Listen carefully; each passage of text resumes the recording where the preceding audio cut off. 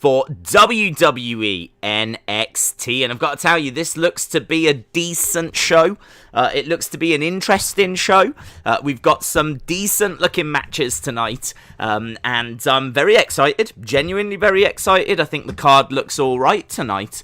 Obviously we're past Monday, we're past Raw. That's always a nice feeling. We've got just blue skies ahead right now. We've got NXT tonight, AEW tomorrow, obviously SmackDown on Friday.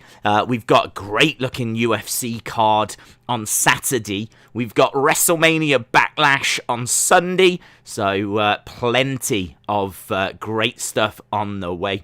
So before I jump into the chat and say hello to people, let's just quickly run down the card. We got Karrion Kross taking on Austin Theory tonight. That's going to be a very fun match. I'm quite looking forward to seeing how they're going to book that, because obviously Karrion is sure to win. But I really hope they make Austin Theory look good. I really like Austin Theory. I am a big fan of what he's been doing down in NXT. Obviously, he kind of came to the main roster a little bit too soon. I don't think he'd really quite found himself. Whereas now he plays this comedy role so well. He's so likable, but he's so good in the ring as well. So lots to like about Austin Theory. I am a big fan of his work. So he's going to be taking on Karrion Kross tonight. We've also got Killian Dain taking on Alexander Wolfe. We've got Kushida taking on Santos Escobar. This is 2 out of 3 falls match. And we've got Raquel Gonzalez taking on Mercedes Martinez. So very much looking forward to that as well. So some big matches tonight. Lots of big names, big matches, lots to look forward to. And it should be good. I'm genuinely looking forward to it. So I hope you are excited as well. Taboy says, how are you, Days? I'm good, thank you. I had just a mini drama just because before we stream, I always have to get the dog in because here in the UK it's midnight and our pet dog is outside.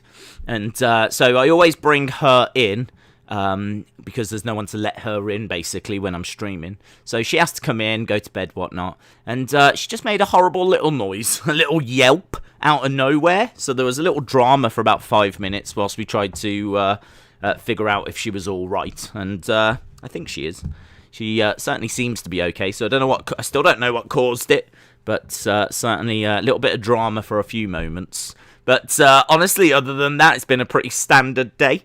It's been a bit of not a boring day. It's never really a boring day, but it's been a pretty uneventful day, let's put it that way. Days, I love that Volta shirt. It's really cool, isn't it? WWE Euro Shop sent this through for me. So I'm very fortunate, of course, to have a relationship with them. It's not. I mean, like, I hear from them like a couple of times a year. Like, whenever they've got anything they want to kind of really highlight, then they are very kind in sending through like a few bits for us to take a look at on the channel. And one of the things that they sent through was this Volta shirt. And this has got to be one of the best things they've ever sent. I absolutely love this. I 100% would have purchased this. 100%. I genuinely think it's a great shirt. So, yeah, one of my favourites. One that is in constant rotation for me. Days, Todd Pettingale has announced that he is going to be the host of Takeover next month, says Robin. That's really cool. So, in your house, Takeover coming up. We should get some build towards that, obviously very soon. Don't know that it'll start tonight. It might do. They're bound to mention it. But yes, Todd Pettingale's going to be the host again, which is brilliant. Well, he was sort of like involved last time, but hopefully he gets a bigger part this time. Because last time they used him for a couple of little segments, and it was great to see him. But I wanted more. I wanted more of the Pettingale, and apparently that's exactly what we're going to get. He's going to be the guest host, so hopefully we do get a bit more of him. He's a legend, man. He was around. I've got to say, he it was really big when I was a kid. There might be quite a few of you out there that just don't really know who he is. But there used to be a show on a Saturday morning called WWF Mania. And basically it was like 10 a.m. on a Saturday, and it would have him in the head office, and it was just like all these machines like doing different things, like, you know, you could see videotapes playing and all this kind of matches on display and whatever, but it was like he was in the heart of WWE headquarters, and he'd present a show from there every Saturday, and he would just throw to matches. Like, they weren't live, they were all taped, but he'd be like, let's go and, you know, check out Papa Shango versus Undertaker from this past Friday or whatever, and it was a bit of a highlight show. But the way he presented it was all aimed at kids, and it was just wacky and fun, and it was great. It was really, really cool. I wish, and I don't think it's on the network, but I wish they would add them to the network. I would absolutely binge them.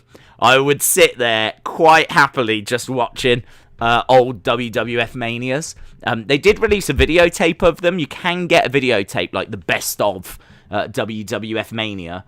I never got a chance to really watch all of them, or even many of them, but I did get to see some of them when I was a kid. And obviously I got to see the videotape as well. And I remember, I think it's like the 1993 Best of the Year video, which is one of my all-time favourite videos. That 1993 Best of the Year video, that was presented by Todd Pettingale, and that was done in the same kind of WWF Mania space. So he was kind of a big part, and obviously you'd see him in your house as well and on different shows, but he was kind of a big part of wrestling for me as I was growing up. So love Todd Pettingale. He was the Kayla Braxton of his day. Days, you know Ahmad, who played with United. What do you think of him as a player? I know him personally, says Hasib. Hasib, shout out to you. What do I think of Ahmad? I don't have an opinion yet. I didn't get a chance to watch the game today. So I understand he's very promising. I understand that he's very exciting. He's got a lot of potential. I think he even provided an assist for United today. So I'm very excited to get to know him. But so far, I don't know that much about him. But I'm very excited about what I've heard. And obviously, you know, he's only played a couple of times for the first team. He's always done well for us. And he's picked up an assist today, even though United lost.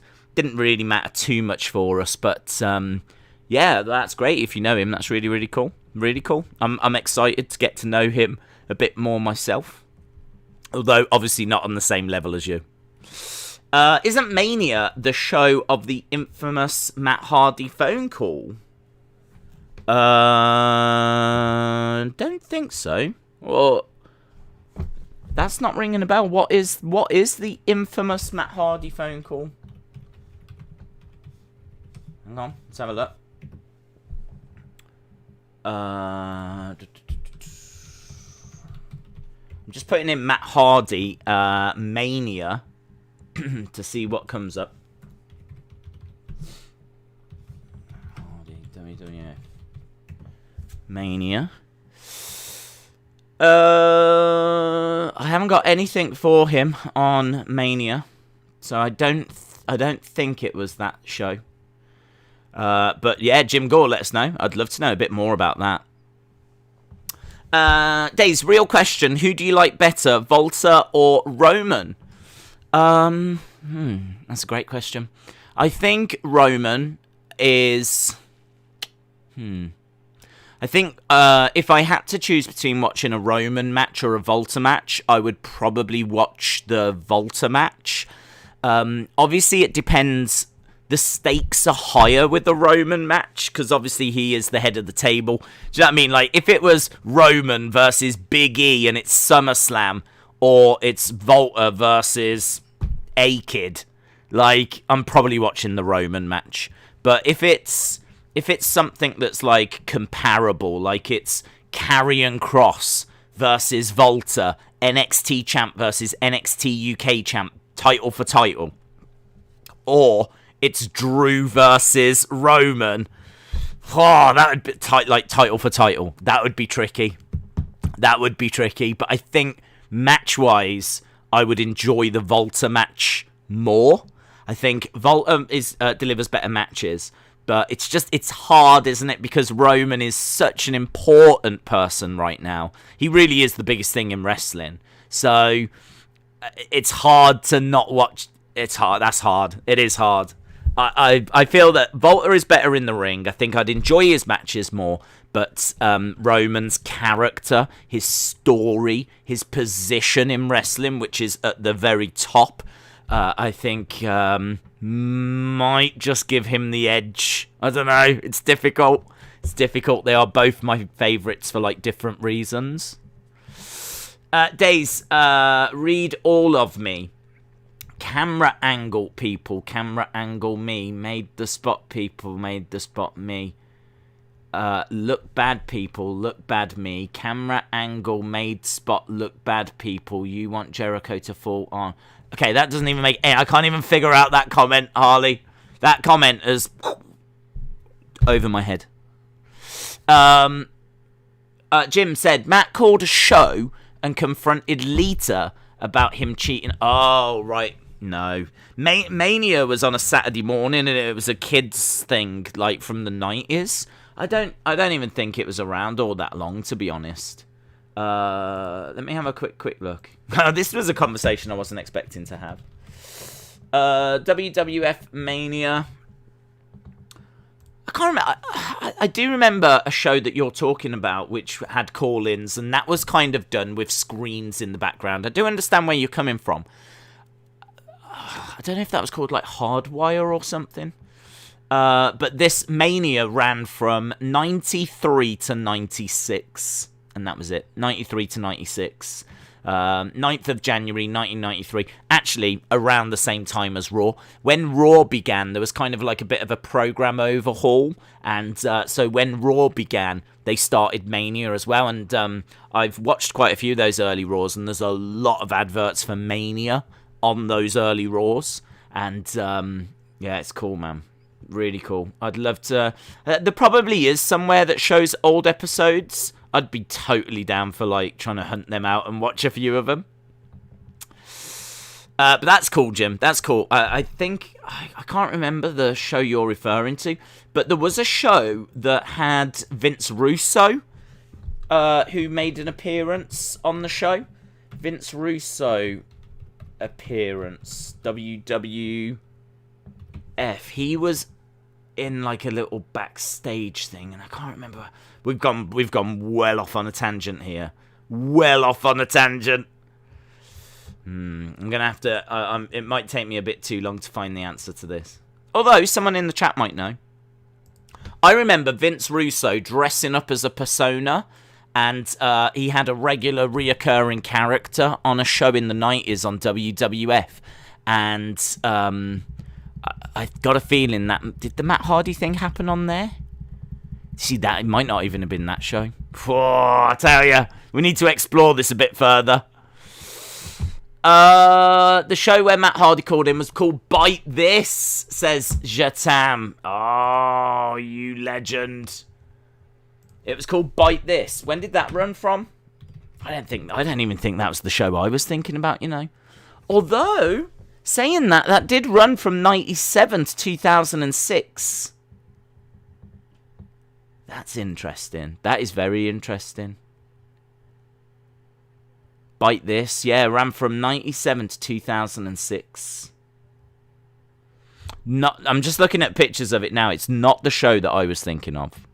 But that is... yeah, I'd love to get some of them on WWE Bite This. I honestly, it wasn't a show that I was watching. I don't really know a great deal about this show. So that is something that I would need to look into a little bit more. Did WWE own that show? Bite This. WWE Bite This. 97 to 2006. The live webcast show that was on WWE.com. Wow. So it was a show that was on the website for nearly 10 years. I bet there is some awesome stuff on that. They could do a whole documentary on that, couldn't they? A whole documentary on what went down on that show. Imagine that, a web show that was around for 10 years that really never gets spoken about. I wasn't expecting this conversation, but I definitely welcome it. Renee, relishing post-WWE opportunities. I get to be myself, says Brandon. Jared said Vince Russo appeared on Monday Night Raw when Undertaker was arrested by Vince in April 1999. Harry Richards said, Days, who are 3 superstars in NXT that would be guaranteed main eventers on the main roster? For me, it would be Karrion, Johnny, and LA Knight. That is quite surprising, that you think LA Knight. 3 guaranteed main eventers. 3 guaranteed main eventers that are currently in NXT. Karrion.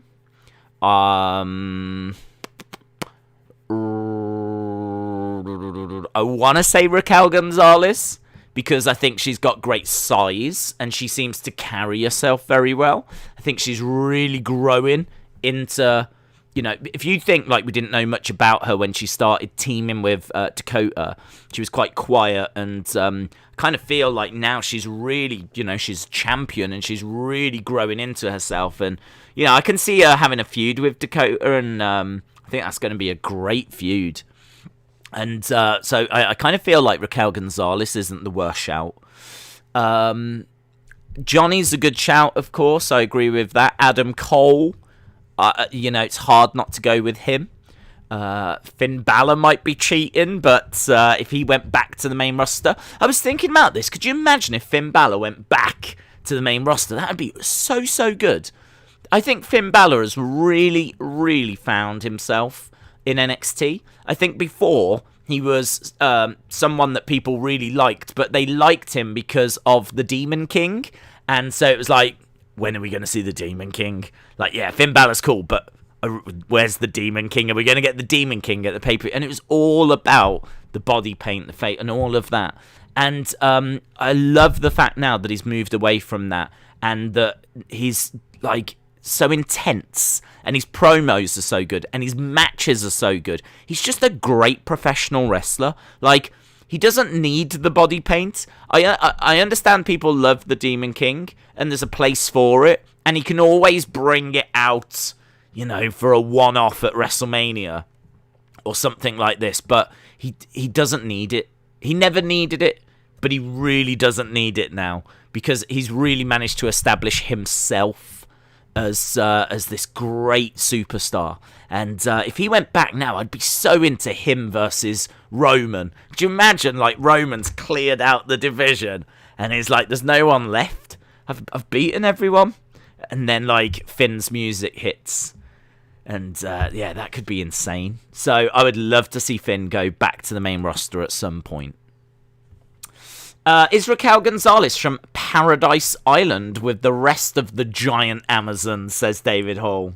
She's got a great look, hasn't she? She looks so dominant. She looks great, and she's had some great matches. Like her last woman standing match with Rhea Ripley, I thought was excellent. And she's done some good stuff with Dakota, but obviously it's very early in her title run. But it's going to be very interesting to see her. She's been given the ball. Can she, you know, run with it now? Can she really deliver? And I think she will. I really think she will. I know it's early. I know there's still questions. I know she hasn't had tons of great matches, but I think we definitely saw enough in that feud with Rhea, and I think they saw enough to pull the trigger on her. Plus, also, her size is always going to help. So I think that she's definitely going to go on to bigger things in the future. Miss Clown One said NXT is great for people's careers more often than not. I also saw the news today about WWE Evil, so we finally got an answer as to what John Cena was teasing. So John had put out like a WWE logo, it had got a bit of talk about is he going to come back and whatnot, and it turns out no, but we are getting a show called WWE Evil, and it's going to be John Cena hosting. And it's going to be on the network, and it's all about heels, so it's all about the bad guys in WWE. Now, if this is going to be like a history piece, I think it's going to be absolutely fascinating if they do it properly. My concern is they won't do it properly. They'll just focus on, you know, the obvious, and I think we've seen the obvious so many times. Do you know what I mean? Like, I really want to not do the obvious, because, you know, Mr. McMahon, you know, all this kind of stuff. Like, there's a place for it, and it has to get mentioned. Of course it does. But I would love to go back to, like, the 60s, the 70s, the 80s, and really have a look at kind of, like, at the history of heels. Do you know what I mean? Like, it'd be so good if there was a show that looked at how they were getting their heat, what worked, what didn't work. I mean, one of the most controversial things was like Sergeant Slaughter at WrestleMania 7. So, you know, America was in a war in the early 90s, the first Gulf War, I believe. And, you know, you've got Sergeant Slaughter, who was a United States patriot, military, everyone loved him. And he turned on America, and he became, during a war, an Iraqi sympathizer. That'd be like America going to war with, like, Russia, and, like, one of the big baby faces, like Drew or whoever. Drew's a bad example because he's Scottish. But one of the big American baby faces becoming, like, Russian, a Russian sympathizer. Like, it would be distasteful in this day and age, and you wouldn't get away with it. And they borderline didn't get away with it in 91 as well. So I think there's stories like that I would love for them to explore. I mean, Sergeant Slaughter was getting death threats. They had to send people to watch over his family because it got pretty serious. So, like, there's this whole wealth of stuff. I mean, like, look at Yokozuna as well. The guy was Samoan, and they made him Japanese. So it's kind of like you can explore all of this kind of stuff. You could go back to Roddy Piper. You can go back to, you know, the early WrestleManias. You can go back to Larry Zbyszko, when Larry Zbyszko turned on Bruno Sammartino. And you could look at Ivan Koloff when he defeated, you know, Bruno had held the championship for 7 years. And then Ivan Koloff came along and beat him at Madison Square Garden. And infamously, you could hear a pin drop in the arena. People were shocked. They couldn't even give Ivan Koloff the belt for him to celebrate because they were worried there was going to be a riot, right? Like, there's so many interesting heel stories in the history of WWE, but I just get the feeling it's going to focus on Mr. McMahon. It's going to focus on Kane when he arrived. I mean, these stories are fine, but we just heard them so many times. So, I don't know. We'll have to see. I'm excited for it. Apparently, it's a bit of a series. I think it's not just like a one-off. So I'm looking forward to seeing it. I'm looking forward to seeing WWE Evil, which is a bit of a weird name, but Days, do you remember how I gave you an update on Edge last night before Raw? I've got some more updates have come through. When Edge comes back after Mania Backlash, WWE want him to win the title. Okay. I think that's a really bad idea if they are going to go that way. I personally wouldn't have Edge be that person, but because I think it's huge. You know, whoever beats Roman, it's going to be a big moment, big deal. And I don't know that I want Edge to be that person. I kind of feel like some young up-and-comer could really benefit from it. That was always my criticism about Brock beating Undertaker. Brock's legit, and Brock, you could argue, is... it's a difficult one, because you could argue he's the right person, because of course he would beat Undertaker. You put Brock in a ring with old Undertaker, Brock's going to win. But, so in that regard, you go, yeah, it makes sense. And they definitely, used it to really push Brock. I mean, Brock was different after that compared to how he was being booked before it. He went on to just, dominate everything afterwards. And it wasn't quite that way before. But in retrospect, I think it was okay. But I still would have preferred it to have been a young up-and-comer. I think it really could have made someone. I kind of feel that way about this, in a smaller way, of course. But about, whoever beats Roman. Harley said, Days, next 3 months we get Roman Cesaro, Roman Jimmy. If Jimmy loses, he joins Roman Seth at SummerSlam. Dave Meltzer has let it slip and accidentally said on the podcast that we're looking at Madison Square Garden for SummerSlam, says Harley. Yeah, I saw that news. That's very interesting. I mean, if we go back to Madison Square Garden, that will be huge because that is, how Daly's place is home for AEW. Madison Square Garden is home for WWE. They were always the Northeast promotion. So back in the day where we had territories, WWE was the Northeast, and Madison Square Garden was where they did most of their big shows. They obviously did stuff all around that area, but Madison Square Garden was home, and it's where WrestleMania 1 took place, it's where WrestleMania 10 took place, it's where WrestleMania 20 took place. Obviously, countless other shows took place there as well, but Madison Square Garden is WWE's Daly's place. So to go back there would be huge. Absolutely huge, and they could really make a big deal out of it. I remember Undertaker, actually. I don't know if you... Well, I'm sure you did see The Last Ride, but Undertaker was talking about the fact that he wanted to retire, and he was thinking of, winding things up, but he knew that he had to work the Garden one more time. That's how special Madison Square Garden is. Undertaker didn't want to walk away and quit until he had done Madison Square Garden one more time. And they actually show you during The Last Ride him having a match at Madison Square Garden one final time. And, what that meant to him. So, yeah, make no mistake about it. Some people might see that as going, okay, that'll be cool. It's a bit bigger than that. It's in many ways, it's them going home. So that would be epic. I hope that comes off. Edward said, Days, how are you doing? Big up my ting. Shout out to you, Edward. Hope you are well. Johnny Gardner, yes. So Johnny was talking yesterday, shout out to you, Johnny, about the fact that he had met Bobby Lashley.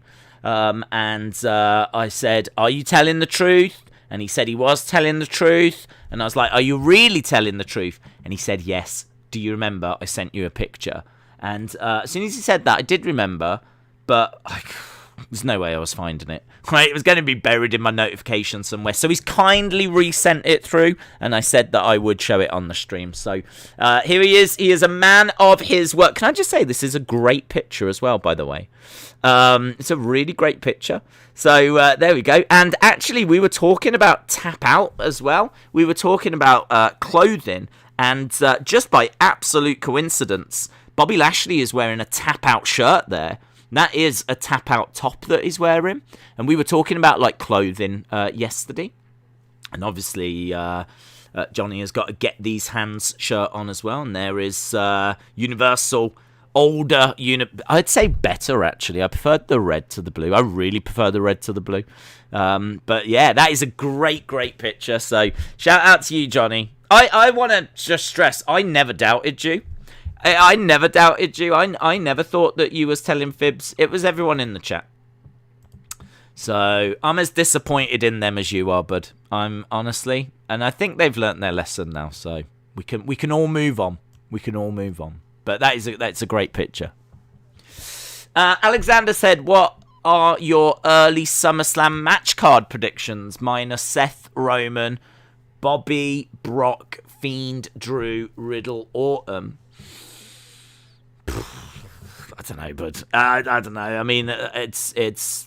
I could name matches, but I mean, I'd just be pulling them out of thin air, to be honest. I mean, Riddle Orton, I don't know if we're going to be... Because apparently they're going to have a decent run for a while. So I'm not sure if they're going to split by the time we get to SummerSlam. They may do, but they may also give them a good 6 months or so. Like, we might be talking about RK Bro, starting to have troubles around Survivor Series or something. So they could split, absolutely, but and have a match at SummerSlam. Or it could be later than that. Fiend versus Drew might make sense. I mean, a difficult one. I'd hope there'd be some backstory there. I don't know why he would go after Drew. I'm sure they could think of a reason. It could be that Bray says that, he's trying to make it to the top. I don't know. That's a difficult one. I kind of feel like Bray is a face and the Fiend is so popular. Putting him up against Drew is tricky. Kind of feel like you might need to do Fiend against a heel rather than Drew. It's tricky. Bobby Brock would be cool. Seth Roman, obviously, you'd have to turn one of them. They're good shouts, though, Alexander. There's some good matches there. No shade at all. It's hard, isn't it? I mean, I don't think WWE know what they're gonna be doing next week, let alone by the time we get to SummerSlam. Austin said, since it's May 12th in the UK, I just wanted to say happy birthday. I hope you have a great one. You're the best. Thank you for all that you do. Austin, shout out to you. Appreciate the kind words. Going Ghost said, do you think WWE is having a hard time? Hard time! Makes me think of the Big Boss Man. Attracting new young fans because every champ other than Belair is a heel. Typically, the very young fans want to cheer for the good guys. Your thoughts? I don't think whoever's champion is a problem, to be honest. In fact, I would argue that wrestling is about the chase, really. It's about your person trying to become champion. Really, when they get the belt, it's not the end, but I don't know. It's not the same. When they're champion, they're just having to hold it, aren't they? And defend it and face new challenges. So there's definitely stories, but I kind of feel like part of it is, you really want to see that heel get beaten. Oh, I hate him. I really hope this person beats him. So I don't know that kids are going to tune in and go, I don't like these champions. I'm not watching anymore. I kind of think that if anything, they'll pick their favourites that they want to see win. I'd imagine there's a lot of kids into the Fiend that will want to see the Fiend go on to win the title and try and overthrow Bobby. And, maybe they'll go that way. Maybe we get Fiend Bobby in the future. And, Fiend goes for that. So, listen, WWE, I think, has got many problems at the moment. I think, creatively, they're rather redundant right now. There's a lot of just filler. And, I think, creatively, there's not really any massive stories that are going on right now. There's nothing that's kind of really tearing it up. The Roman stuff's pretty good. I am into the Roman stuff. It's a nice, slow story that's being told. There's lots of directions that it can go. But that's not enough on its own. It's really not enough. I was thinking about this. I think the WrestleMania Backlash show looks rubbish. I really do. I think the build towards it has been terrible. If you think this time last year we were on the verge of the greatest wrestling match ever, Edge was going to have a match with Orton, and it had, granted, they were just coming out of that WrestleMania match, which wasn't very well received. But the fact that we were building towards what was being billed as the greatest wrestling match ever, like, we couldn't understand why. How are they billing it that way? Why are they calling it that? How can you call it that before it's even happened? And there was at least a bit of intrigue as to what are they going to do here? How are they going to pull off the greatest wrestling match ever? And I kind of feel like Edge and Orton, and it had star power, and it had that intrigue, and it had something about it. And this year, we've got nothing. I don't feel like there's anything. I don't feel like there's anything. I don't know.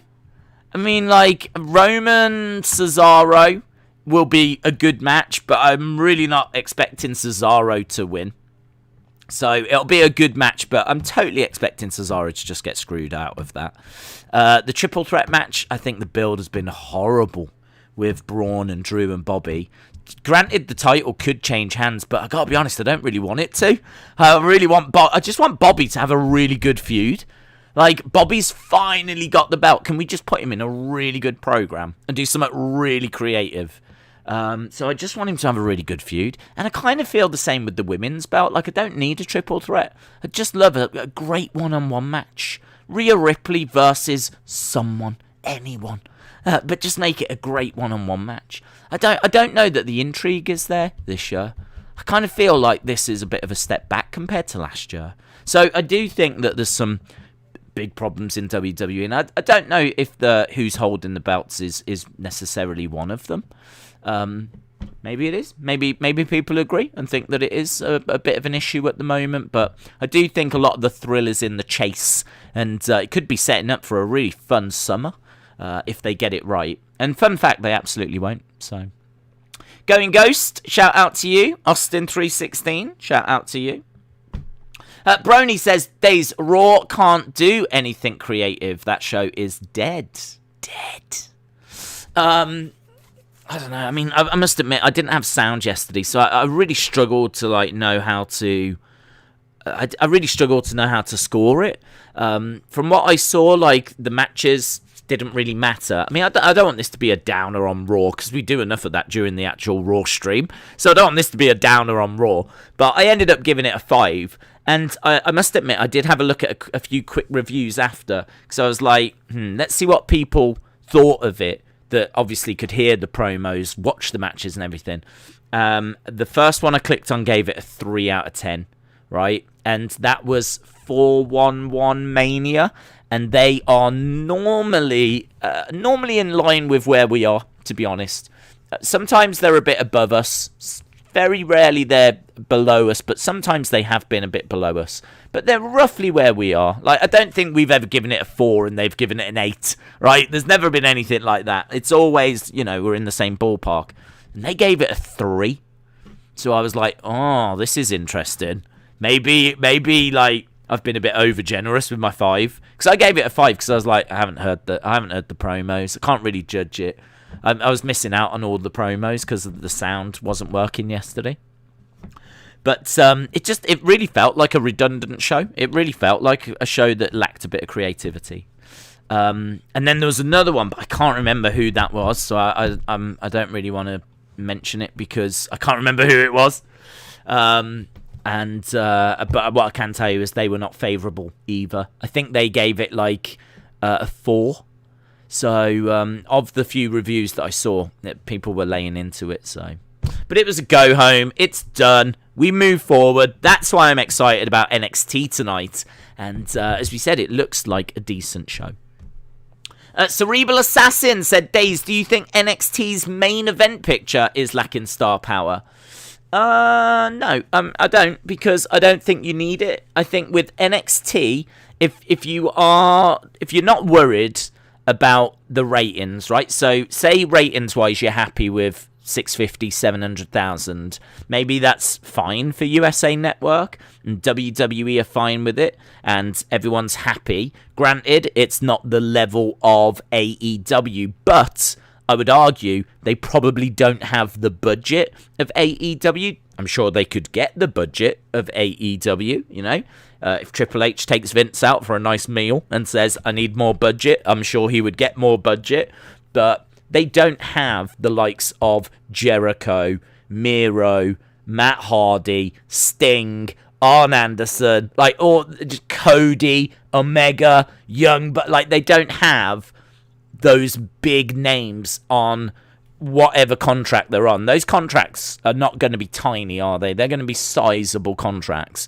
In comparison, you've got NXT, who have got, up-and-comers, people that are going to be on much cheaper contracts. Sure, Johnny's going to be earning a decent wage, and Adam Cole's going to be earning a decent wage, and Finn Balor's going to be on a decent wage, but I'll bet you anything you want, the AEW budget is bigger than the NXT budget. So in regards to the fact that they are spending X amount of money, and I'm sure it's smaller than AEW, you've got to expect a smaller return in regards to viewers. You know, they're not spending as much.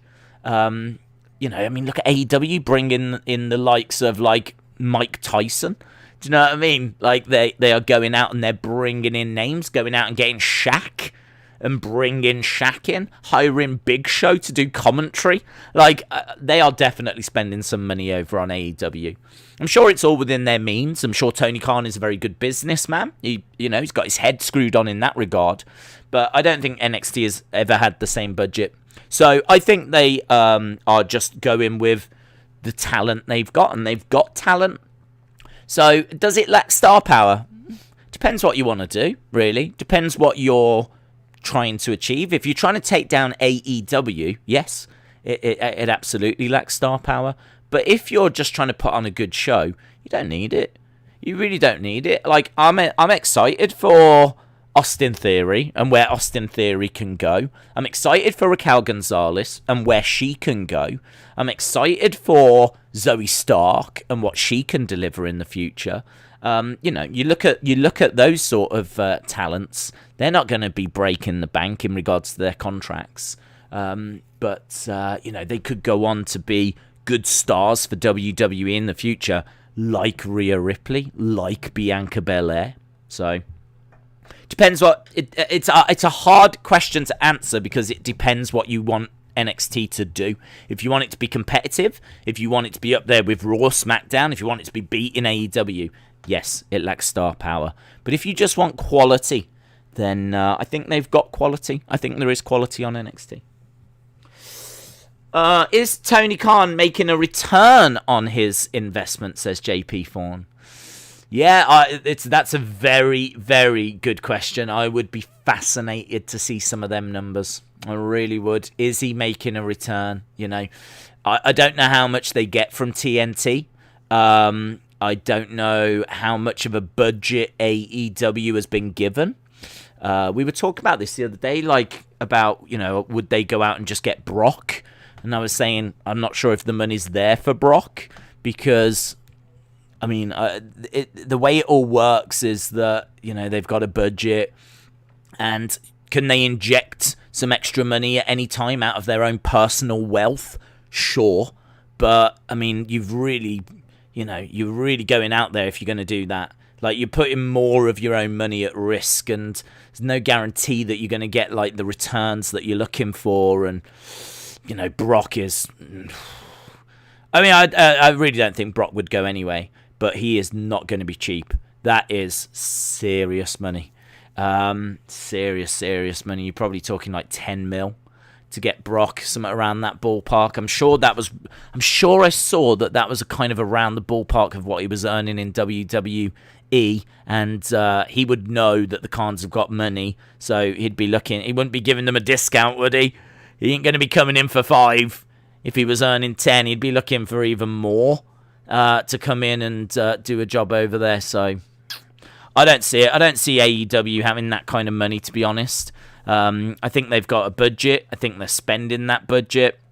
I think they're probably looking at the relationship at the moment. I think these relationships are great for them because they can bring in the likes of potentially Okada and Naito and Tanahashi and the Impact Stars and all of these people and not have to worry about their contracts and massive wages. I'm sure they paid them something, but it's not the same as having them signed to permanent contracts. So they are getting big names, great talents that they can use and have access to, but they're not having to worry about the contracts on them. And it's very clever from a business point of view. It's very, very clever from a business point of view. Harry said, what are your thoughts on Big Cass in Impact? Honestly, he looks good. He looks better now. I can see him being the main event picture in Impact. Yeah, I'm sure he'll get to the main event in Impact. He didn't blow me away when I saw him at the pay-per-view. It was great that he came in. He looked a bit rusty. He got a little bit lost at times during the match. I think he looks great. His physique looks great. And maybe, that being a multi-person match didn't help because there was a lot of moving parts. So perhaps we just need to get him into solo matches, one-on-one matches, where he can just focus on his opponent, not have to worry about anything else. So, yeah, I very much am keeping an eye on that. I think that he's got great potential. You see him and you go, yes, this guy looks amazing. He's really sorted himself out physically. He looks great. But, yeah, I don't know. He just got a little bit lost in his match a few times for me. So I'd like to see, a bit more focus on his actual match quality. AJ said Tony also owns Fulham, who got relegated. I doubt he would get enough to get Brock. Harley said, I met Andre in 2017. You wouldn't doubt me, right? Listen, if you met someone in 2017 who was calling themselves Andre the Giant, then you just keep telling yourself that it was the real deal.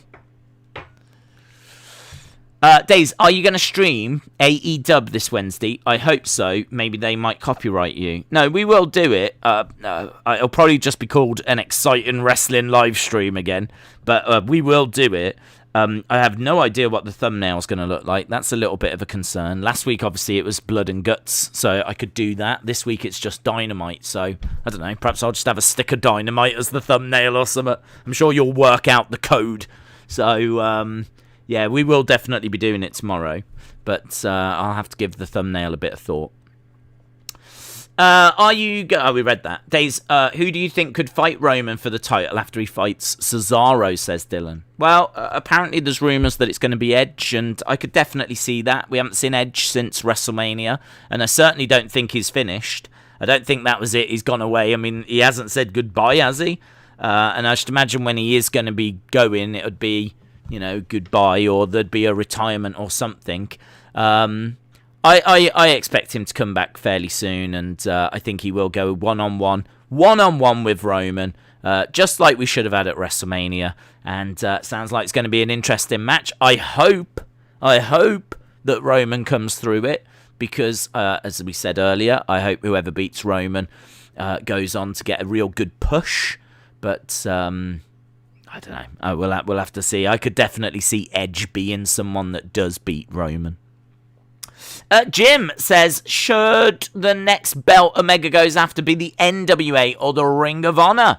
Omega versus Roosh could be good. Yeah, definitely. I don't really mind either, to be honest.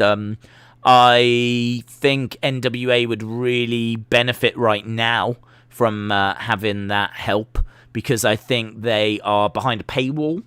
I think that it doesn't have the same... When we were watching the show, it's really lacking the crowd. Like, it's really hurting by not having the fans. Maybe more than any other wrestling show, because the fans were right... They were like... There wasn't much of a gap between the fans and the ring. Like, it was... They were a big part of that studio. Taking them away, you kind of sucked the life out of the room. And that's kind of why we're not doing NWA at the moment, because I watched the first couple and I was like, the wrestling was all right, and you could see there was a few green shoots, but what struck me more than anything else was the life has just gone out of this. Like, it's just not the same. And in all fairness to NWA, I think they know that, because Billy Corgan didn't want to do NWA Power until the crowds came back. The problem was the pandemic has gone on so long that, contracts have expired, and, he's got to do something with NWA. It's got to the point where you can't really afford to wait much longer. So he's brought it back out of necessity. I've still got my subscription to it, so I still feel like I'm supporting it. I'm still a Patreon of it as well. I still support them on there, so I still donate money to them each week to, play my part. But yeah, I think until the crowd come back, I'm waiting for that till we jump back into it. But they would really benefit by having like Kenny involved, of course. So in a way, I hope it's NWA. They deserve it. They deserve any help they can get. Days, have you got a roommate? No. Shout out to you, McLean. Anyone think Eva sounds like Sasha Banks, says Nathaniel. I had sound issues, so I can't really comment, so I don't know what she's sounding like at the moment. I know that we got a couple of Eva segments. I was not impressed with that. Raw. Just when you think Raw surely can't get any worse, they bring out a second Eva Marie segment. How dare they? AJ said, do you think we could see Daniel Bryan tonight on NXT, or maybe after Backlash on Raw or SmackDown again? I don't know. I honestly don't know on that one, because he could go to any of those brands. And he really could go to any of those brands, because I think the ball is in his court. I think that they want to re-sign him. I think there's a lot of pressure to re-sign him. I think that he's taking his time. I think he's going to have a bit of family time. I don't expect him. I think, honestly, if he said, I want a few months to spend with the family, you know, I want to be with the kids, I want to be with Brie, they're going to give him that. And then, I think there's a chance that he'll re-sign. He might even say, I want to work over and do something in New Japan. I want to do something with Ring of Honor. They've got a relationship with MLW, so there's a chance that, they allow him to go to MLW and do something over there.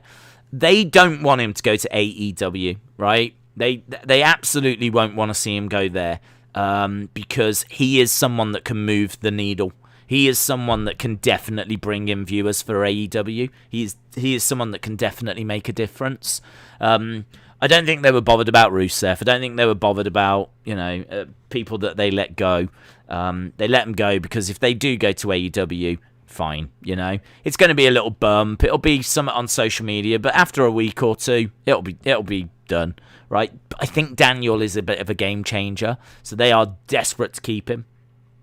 So I think they'll bend over backwards. I'm very interested to see what the arrangement will be and what the agreement will be. I think they'll agree to pretty much anything other than him going to AEW. So they might even allow him to take some dates with New Japan. They may do. I honestly don't know. I don't think they've got any issue with New Japan in particular. They obviously, a few years back, borrowed Jushin Thunder Liger for TakeOver Brooklyn. They've worked with New Japan historically. They are looking to open NXT Japan, though. That could be a bit of an issue. But yeah, we'll have to see. I'm going to say that he re-signs with WWE. And I'm going to say that he's gone for a while so he spends time with his family. And then I think he will go to NXT. I think he'll go to NXT. And I think he'll go to NXT. I think he'll be a part of this MLW NXT thing. I think he'll get to work with some great young talent. The ball's in his court. The ball is absolutely in his court. So I think he'll work in with NXT and MLW and maybe be a part of that. I don't know if going to Raw is going to be that interesting to him, to be honest. I don't think going over there is, because Raw, you've got to remember, Daniel Bryan is a wrestler and Raw is really sports entertainment. So SmackDown tends to be more wrestling focused, and he's just done SmackDown. I don't know that Raw really lends itself to what Daniel wants to do. NXT does. NXT, I think, working with someone like Timothy Thatcher, Tommaso Ciampa, Johnny Gargano, I would imagine that would appeal to Daniel Bryan more. Volta, go down to NXT and work with Volta. I would imagine that would massively appeal to Daniel Bryan more. So it's only a guess. And I would imagine that to stop him going to AEW, he would still be on a great contract. So, great contract, great money, go to NXT, work wrestling matches, potentially go and work with MLW as well. NXT UK, he could go and do some stuff over there also. If NXT Japan opens, he'd be free to go over there as well. But I don't know that he would want to do that. I mean, maybe he would, I'm not sure. But yeah, that would just be my guess. That would be my guess that he would go that way. Days, do you think Mattel should make an Ultimate Edition Andre the Giant, says Ethan? I mean, my gut feeling is yes, but I don't know what accessories you would put with him. I mean, he had a jacket. He had, obviously, different hairstyles. You could give him like his WrestleMania 3 head, but then you could give him his 70s head where he had an afro. You could give him like a jacket. You could maybe give him the WWE Championship. There's not loads you can put with an Andre, but I think maybe just the sheer size of the figure is going to look quite good, and you know, maybe that would be cool. I mean, I would say yes because he's one of the all-time legends, but it's just don't know. I think there's many others you would probably do first before getting to an Andre. Daniel versus Johnny Gargano would be fire, says James Chadwick. Shout out to you. Andrus says Volta named his top 3 matches as Daniel Bryan, Cesaro, and Finn Balor. That'd be good, man. I'd love to see all of those. Look at that. We caught the alarm. Boom. We are up and running with NXT, and I also checked the sound before we went live, and it is working. Didn't change anything. I didn't do anything. Nothing happened. And it's just working tonight, which is good. Right, we are up and running NXT, and it looks to be a tasty NXT tonight as well. Looks to be a good show. So, very much looking forward to tonight. If you are just joining us, Karrion Kross taking on Austin Theory. Killian Dain taking on Alexander Wolfe. Kushida taking on Santos Escobar, 2 out of 3 falls. We've also got Raquel Gonzalez taking on Mercedes Martinez. Quite a bit to look forward to tonight. Days, first of all, I am with Ultimate Warrior. I think the Backlash card looks great. I'm sure the build hasn't been great, but neither was Mania. I think the action will be great. Butterspark says Karrion Kross Bay. AJ said there's a lot of championship matches, isn't there? I think so. I think the Mercedes Martinez one is for the belt, and I think Kushida might be for the belt. I don't think Karrion Kross is for the belt. I think that's just a non-title match. But yeah, tonight, Women's Championship. You know, we were talking about Raquel Gonzalez, how she's got the ball. She's going to be running with it now. Can she knock it out the park? We're going to get a bit of an answer to that tonight. Can she get a good match with Mercedes Martinez? There's really no reason why not. Time's up, says Karrion Kross. Right, in the ring, we've got Austin Theory and Johnny Gargano.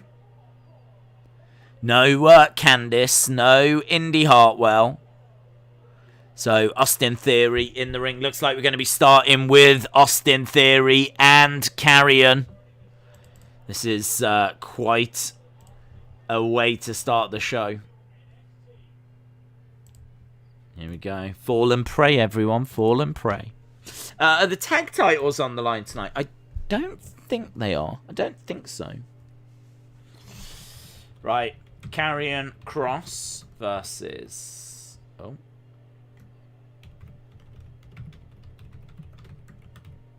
Austin Theory. Oh, did you hear the news as well that apparently WWE approached...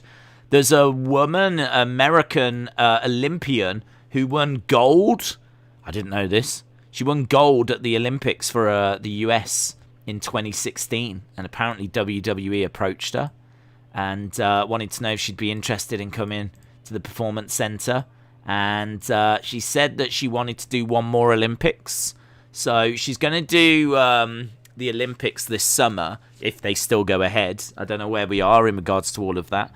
But she's going to do the Olympics, and then there's a chance that she comes into WWE after that. So, obviously, I'm not sure about Gabe Stebson. He obviously was seen in the crowd at the recent takeover and whatnot, WrestleMania. But, yeah, I'm not sure how many Olympics he's going to look to do. He might just do this one, and then he might look to come in. I'm going to show you. Her name is Helen Maroulis. Helen Maroulis. I've got a picture of her here. I'll show you. Helen Maroulis, who apparently won gold in 2016 and was approached by WWE. They'll probably change her name, of course. Helen Maroulis. Where the flip is it saved to? As soon as I find this picture, I'll show you. There we go. There is Helen Maroulis. So that is someone that you may see in WWE in the future. Hopefully she goes on to win gold for the US again this summer. Unless she's facing someone from Great Britain. And then I hope she loses. Right. Theory and Karrion. I'm not a fan of what Karrion's wearing. His ring attire makes him look like a gladiator. But I'm not sure it's a good look, to be honest. It's a bit gimmicky. I'm not feeling that ring attire. It reminds me of was it Magnus in Impact, which was Nick Aldis's like gladiator character. Big boot by Karrion. Scarlett outside the ring. And I think has she got the title over her shoulder?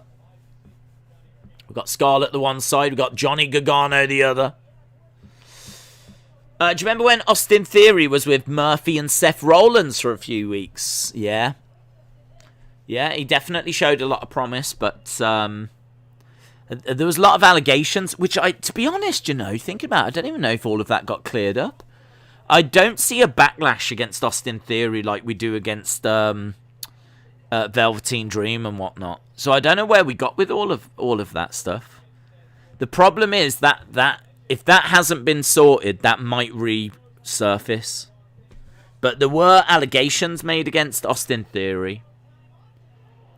And I don't know where we got with them. So that, I would say, is one of the kind of black clouds hanging over him. I hope that's been sorted.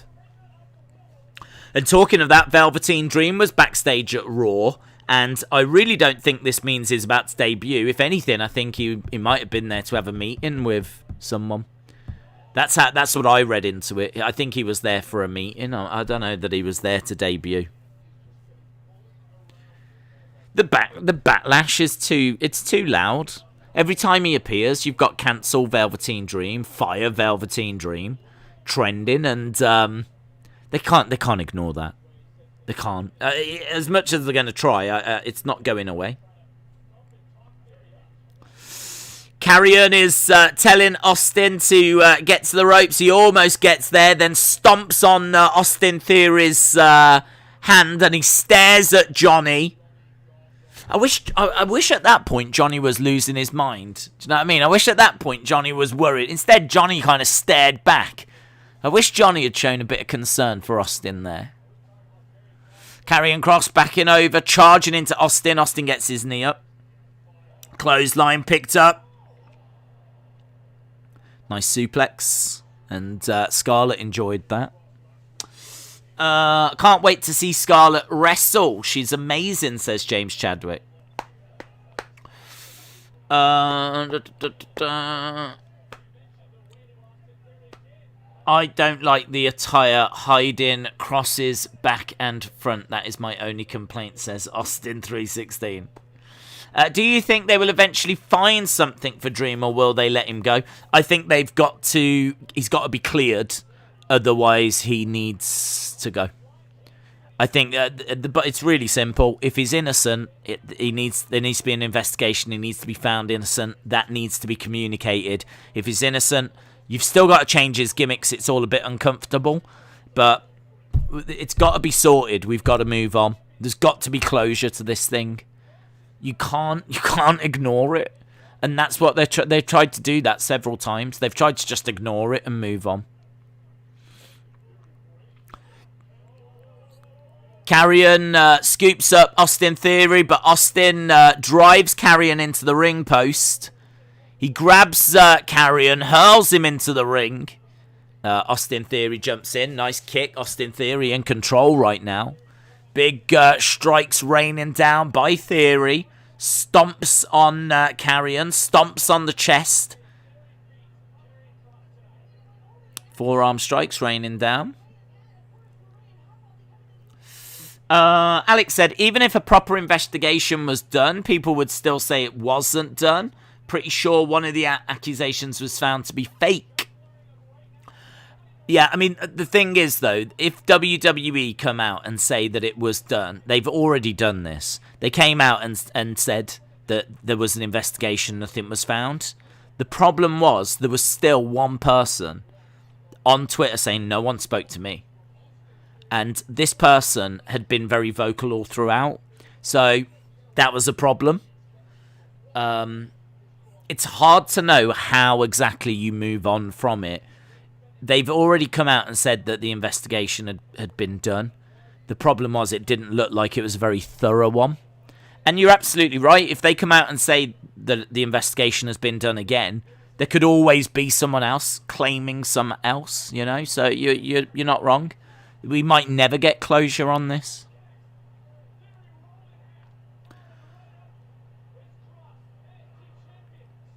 Theory gets thrown again.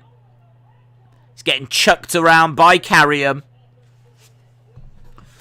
I think for me, like there was one person that was still being quite vocal on Twitter saying they hadn't been spoken to. You really need some closure with that. Forearm strikes to the back of Austin Theory. These strikes look really awful, by the way. Theory, when he was throwing in his forearm strikes to Kross, they didn't look very good. Kross's strikes to Theory didn't look very good. Karrion chokes out Austin Theory and he stares at Johnny. We're clearly building towards Kross and Johnny. I wish they would work on those forearm strikes. They don't look great.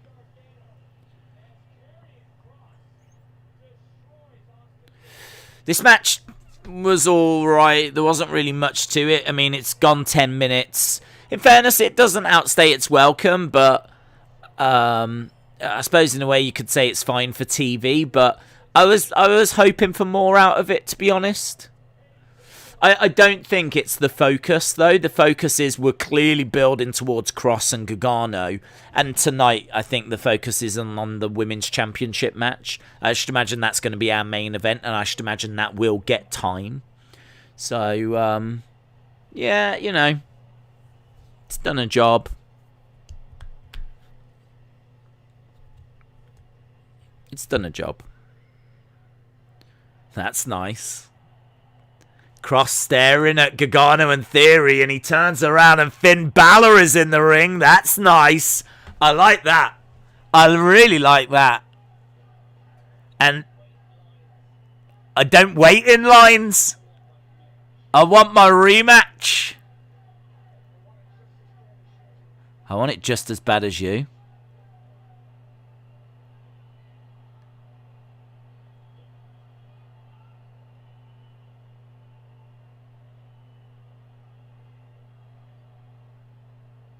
I love that. That was brilliant. That was brilliant. So, few little criticisms about the match, but no criticism about what they just did with Finn Balor. That felt so real. It feels so. I love that promo style. I love the promo style where where the crowd are chanting, and I don't think the crowd can hear what we can hear. Kind of feels like you're eavesdropping in on a conversation. It's really good. I love that technique. That's not something WWE did back in the day. I can't remember like watching old Raws and old like shows where they would have the crowd chanting and you could hear the wrestlers, but I don't think the crowd could. And Balor's like, I don't wait in lines, and Karrion Kross is saying, I want it as bad as you do. And it really feels like you're listening in on something personal. It's really good. It's such a good technique. I hope they don't overdo it, but it's really good. I want to see Scarlett Alexa. What do you think? I've no interest in seeing Alexa right now. If they're going the way that it looks like they're going. No thanks. Big Boy Dally says, I bought a watermelon earlier today. I just went to cut some and dropped it and it busted. Oh, I'm sorry to hear that, bud. Watermelon gate. Johnny said, Days, my dad thinks he's 21. He's clearly not. I don't know why you and my dad think you're 21. What, your dad thinks I'm 21 as well? He knows his stuff, your dad. Clever guy, your dad. Nothing but respect to your father. I've always said this, Johnny. I've always said this about your dad. He knows his onions. Brony said, I think Balor will lose and then go to the main roster because if he doesn't win the belt back, which I don't think he will, what is he going to do in NXT? He's done it all, really. Well, yeah, I mean, I would love to see him go back to the main roster. I don't disagree. I think he's been down in NXT for quite a while now. Wasn't it like SummerSlam 2019? You know, he could go back to the main roster and he could try and get revenge on The Fiend for who sent him back down. I know people won't want to see that. But I would like to see that. I'd like to see Balor go up and get revenge. The Fiend banished him. You know, he lost to The Fiend and then he ended up going to NXT. So I'd like to see him go up and try and get revenge on The Fiend. Because in all fairness, it would be a little bit weird if he didn't. I think we have to agree on that at least. It'd be a little bit strange if he just went up and he was like, you beat me. I got sent to NXT. It's all right. I'm over it. Let's work together. So, yeah, I'd like to see him go after The Fiend. What might be really cool is if, like, he has a match with The Fiend, and The Fiend, like, somehow just acknowledges, like, this is a different Finn Balor. Do you know what I mean? Even if it's a rubbish finish where The Fiend, like, just looks at Finn and nods, and he's like, you're different. There's something different here. You're not the same as the person I met at SummerSlam. Lights go out, come back on, Fiend's gone, and Balor's like... And that's it. Fiend doesn't look weak, so it doesn't hurt the Fiend. You know, who knows what would have happened if that match had continued. But Balor, you know, has shown that he's back and he'll stand up to anyone. You could do that on a Raw, in all fairness. So it doesn't need to be anything massive, but I think that would be something that would be quite cool. Matt Hopkins says, Hi Days, can we start calling Jinder Mahal the Vein? Matt, if you want to call him the Vein, that's fine. Hello, what we got?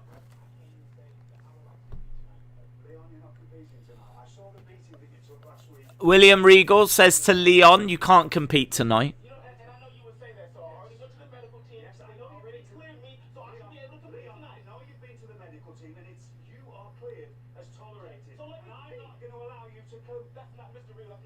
Leon said, I've been cleared. William won't let him...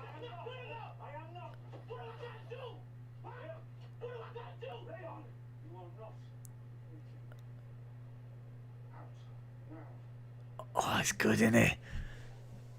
Oh, it's good, isn't it? Leon Ruff, desperate to compete. I love a GM that, like, stands up as well. Do you know what I mean? Like, William Regal is a bad man.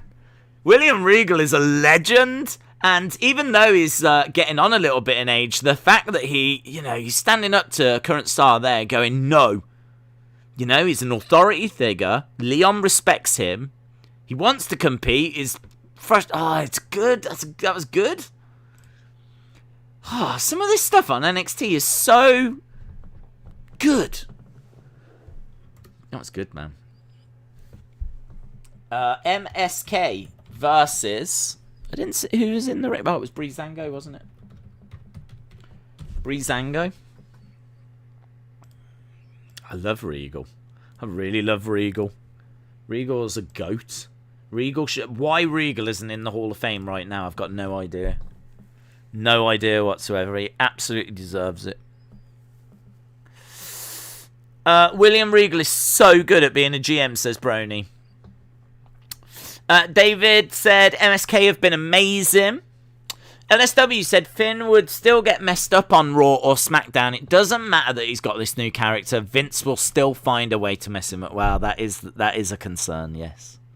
AJ said, this is the match I was on about. I don't think it's for the titles, though. No, I don't think it's for the belts. MSK versus Breezango. Harley said, Days, my final comment will reveal your name. It's Bobby. Also, acknowledge me as your fruit on the table. Ooh. Well, you can't be the banana. We've already got a ghost banana. You can be a happy apple or something. Seth, shout out to you. Jimmy said Regal was a good heel back in the day. You can't help but want to hate him. Yeah, and do you know what? That's exactly the kind of thing I'd love for them to explore in that WWE Evil show. Again, let's have a look at some of these heels that don't get, it's always the big ones in it, do you know what I mean? It's always, the big heels that get the spotlight. But, William Regal was never main event level, but he was a solid heel, and he had some great stories. And, he would be a great person to have on that show. Wes Lee and Tyler Breeze. I'd love to see them go one-on-one. In all fairness, I'm really not a fan of tag teams doing that. But I just mean if ever these teams split up, I'd love to see these two go one-on-one.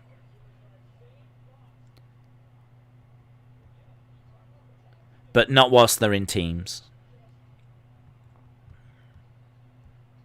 I do feel sorry for Tyler Breeze. I do. I think he would struggle on his own now, in all fairness. So, in a way, Breezango is probably the right thing for him. But I always feel he deserves better. AEW is better than WWE, says Pure Smoke. Certainly better when it comes to helping the sale of crash mats. I will give you that. A tag match. That is what we've got right now. And should be fun.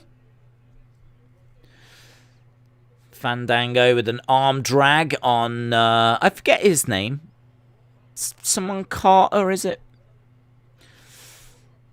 Against the ropes goes Fandango. Nice little drop kick.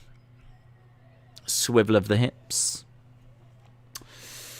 People acknowledge me as your predictions game champion. It's not that hard. Tell me how amazing I am and how much you want to be me, and I will allow you to be like me, says William. William, I can't deny it. You are amazing. You are the prediction champion. You are, pushing GOAT status. I am someone that is quite happy to acknowledge that. I know the what I should probably be doing is kind of pushing against it, but I can't.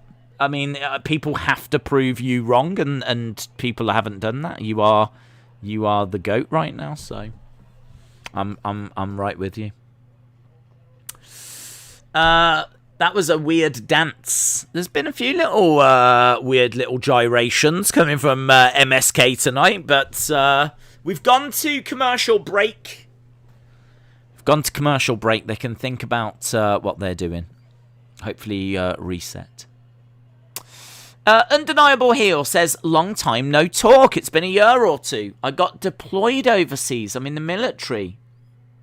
Shout out to you, dude. I haven't watched any wrestling for a while. Hopefully get back in the swing of things. I'm glad to be back. Undeniable Heel, shout out to you. That's amazing. Sort of really puts things into perspective, doesn't it? When you're sitting here and you're going like, oh, Raw.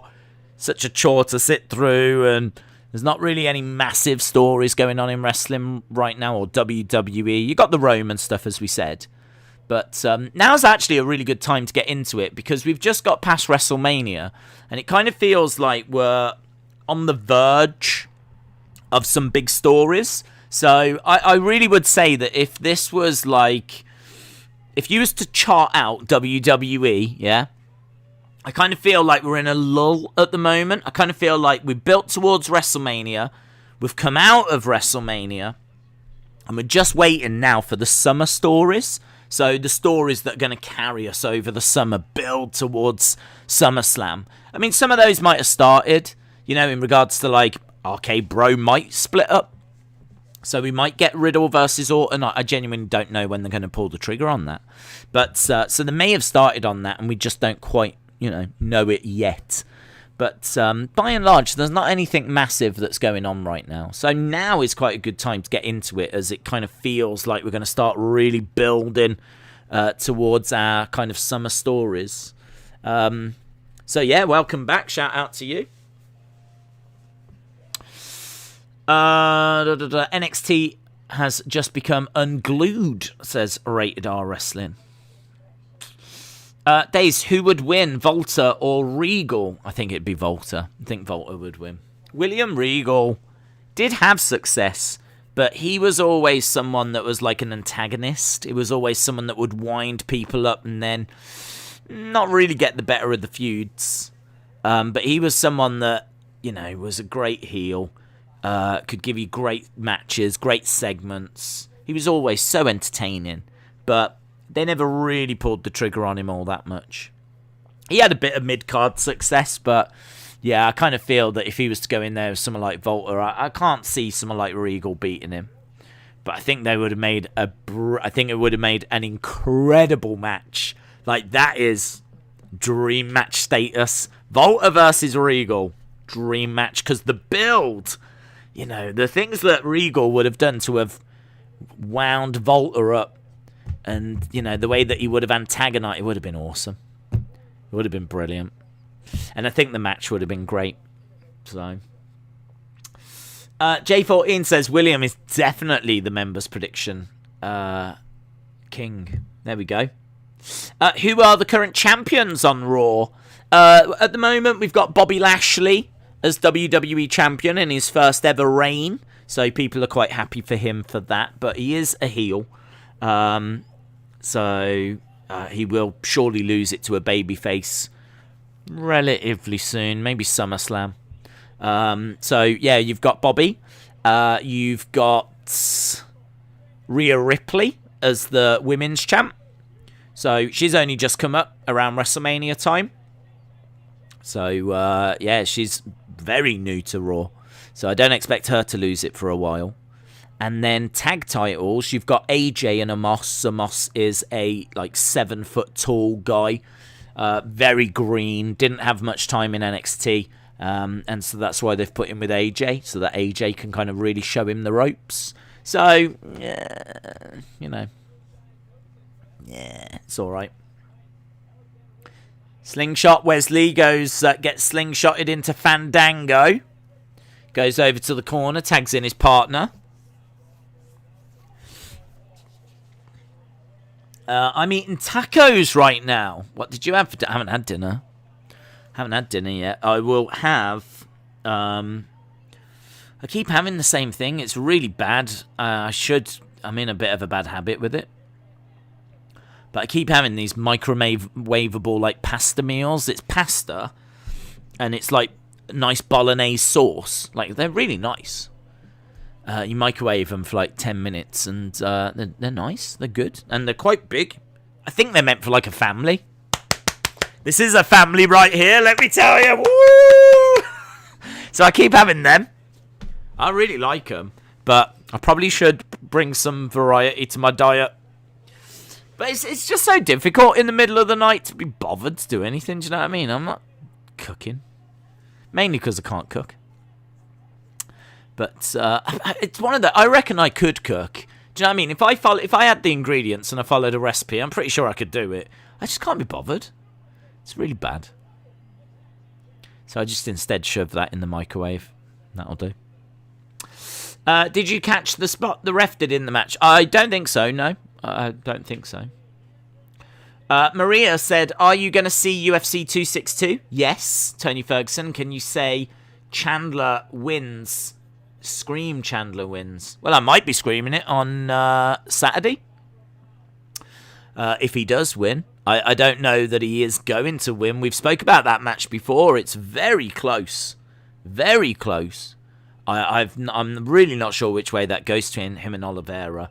But I'm very looking forward to it. I've said before, I wish it was a semi-final. I wish it was that. And the winner of that faced the winner of Dustin and Conor. And then that was the title match. Kind of feels like we're giving the belt to a number one contender rather than a champion. I don't know that Michael Chandler can be seen as a true champion in his second ever fight. And Charles Oliveira has got a very good record. He's on a great run, but maybe needs to face one or two more people. Certainly one more person. So yeah, we'll see how that goes. But it's a big main event. And am I looking forward to Tony Ferguson? I am, but I'm worried. Because I kind of worry that Tony Ferguson's done. 2 losses in a row now. And he's not looking as durable as he was. And I'm worried that he's done. And I love Tony Ferguson. So I don't want him to be done. Wesley going for the pin on Tyler Breeze. And MSK get the win in a very competitive match. Good match. Good match. Nothing bad to say about it. Good tag match.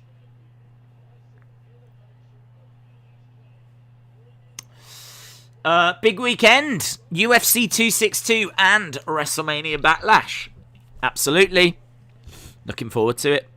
Really looking forward to UFC. As I said, I think that WrestleMania Backlash card doesn't really get my pulse racing. It's not... Roman and Cesaro I'm looking forward to. Not really that bothered by much else. There's not really anything else there that I'm like, yeah, I can't wait for that. Oh, that's going to be fire.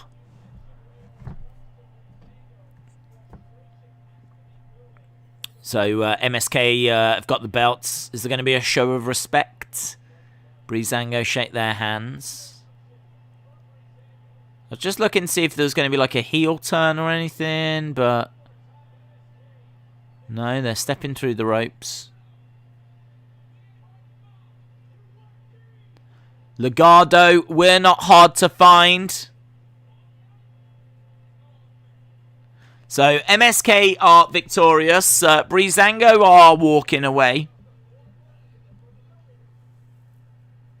And yeah, backstage with Johnny.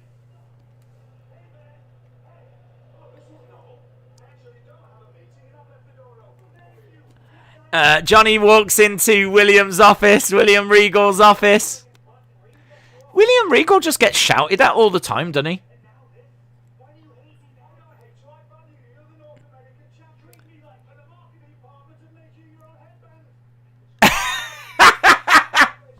I don't hate you. The marketing department has made you your own headband. Don't you dare touch those. Johnny takes Williams' pen, snaps it.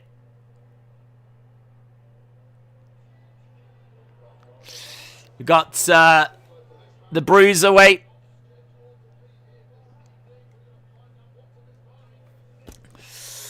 I love those little William Regal moments. 5 women set to clash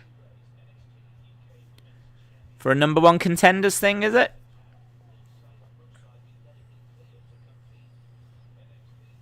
It's meant to be a very good show, that. I should watch it, but... not the pencil! Get away from the brass knucks. Is 3 better than 1? That's the question I have answered, and it's no. Sorry, Club Duds. Ooh. Ooh. Dominic says, R.I.P. pencil, question mark to 2021. Writing utensil abuse, says Jimmy. Oh, man, it's good, isn't it? Poor William Regal, he just has, like, superstars storming into his office, just chucking stuff around. There's no respect. He needs to get some respect back, doesn't he?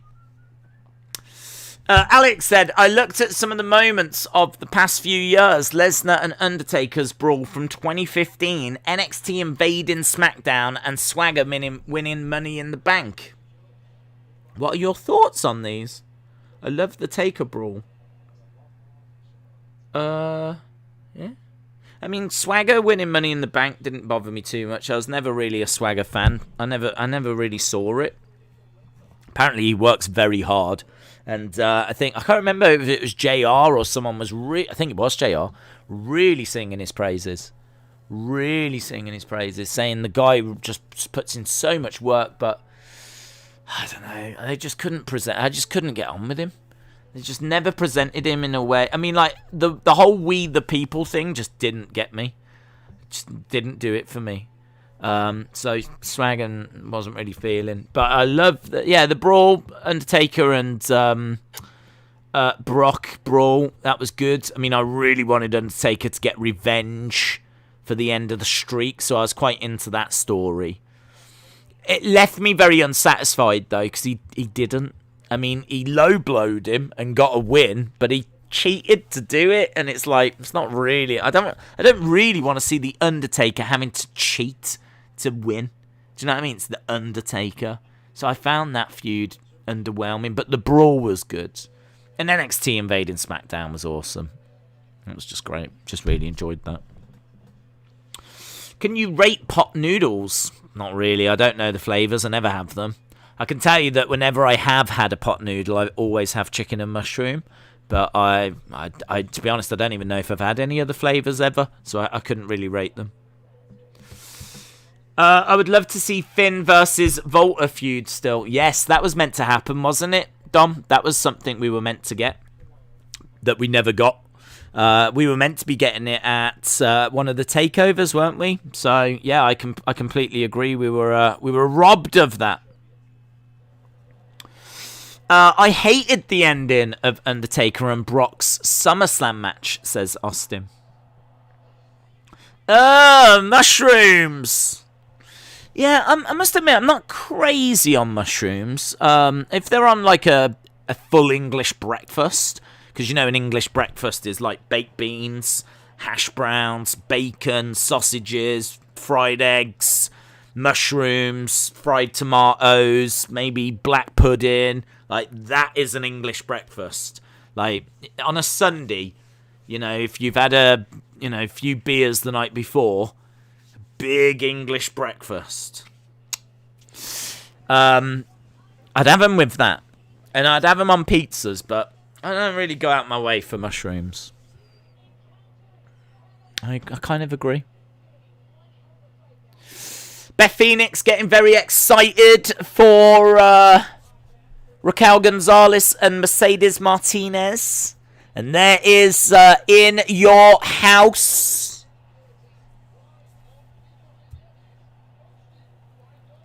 There he is.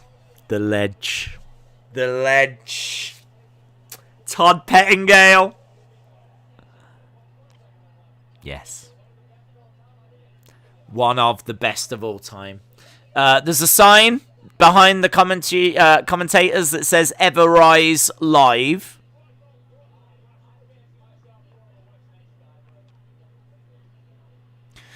Pete Dunne in the ring.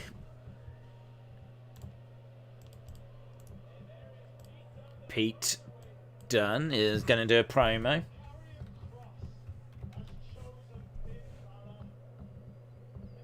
Bala.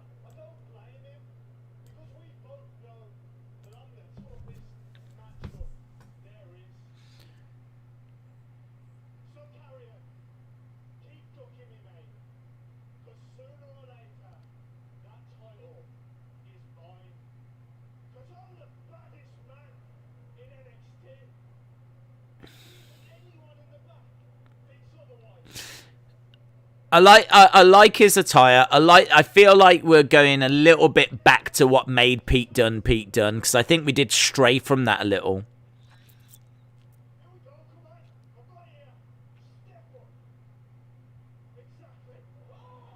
Leon Ruff attacking Pete Dunne. This is pretty cool.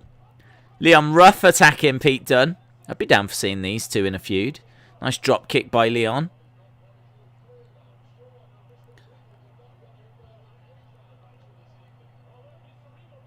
Pete Dunne on the entranceway. That was nice to see Leon Ruff jumping Pete Dunne. There we go. Bruiserweight puts in the mouthpiece. Got a smile on his face. He's up for this challenge. Yeah, cool.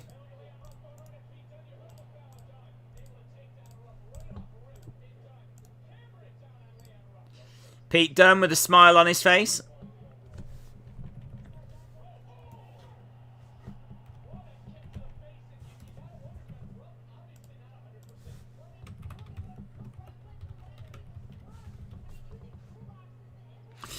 Do you know what? If I was working with Pete Dunne, right, which I know is a weird thing to say, but if I was to advise him in any way, I would say to him, don't shout your promos.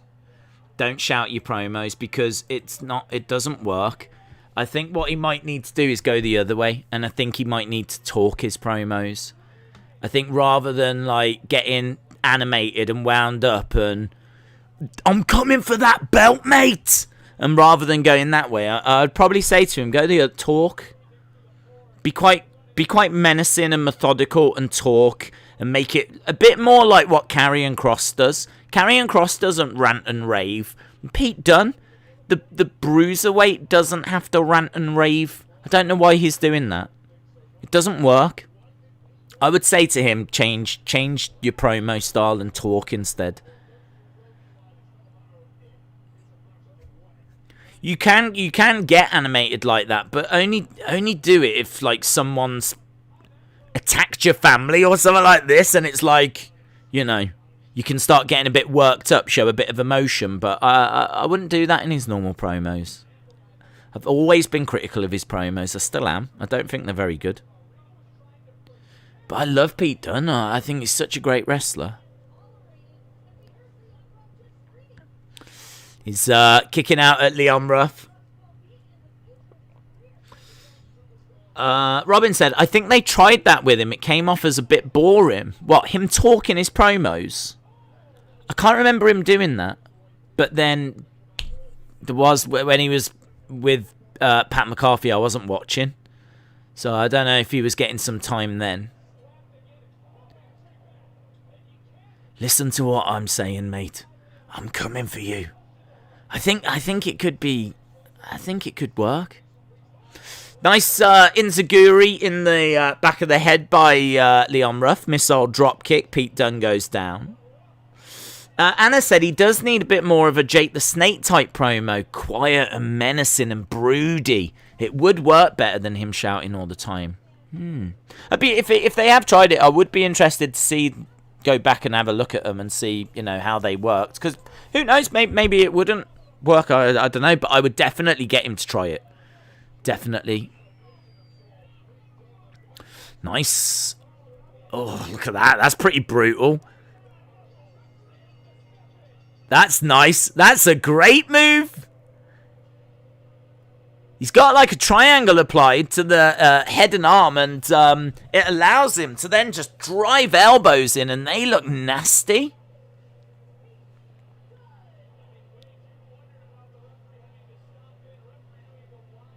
They should call that the bull ring. They should call that the bull ring. He's from Birmingham, and the shopping centre in the centre of Birmingham is called the Bull Ring Shopping Centre. And that finishing move right there, where he's got that applied and he's smashing him in the head with his elbow, they should call that that would be great. Bang, bang, bang. That's a great move. I could see someone with blood running down their head whilst he's like driving that in, and them just screaming that they're not gonna give up. He could beat quite a few like jobbers. I don't see Leon Ruff as a jobber, but he could beat quite a few people with that, and then get to like a pay-per-view, get to a takeover, he's smashing them in the head. Like someone like Karrion, blood running down Karrion's face, and Karrion screaming that he's not gonna give up. And then what happens? Karrion could pass out, or Karrion could hulk up, stand up, power out of it. Could be really good. Right, we've got Santos Escobar with Legado del Fantasma backstage. He broke his fingers. It sounds like you're saying boring. Bull ring. Could you imagine if that shopping centre in Birmingham was called the Boring Shopping Centre? God, it's so dull. Everything's shut. What's going on?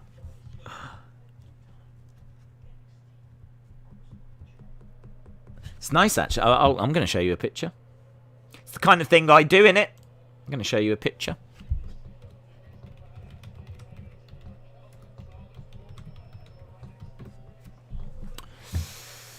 The Bullring Shopping Centre. I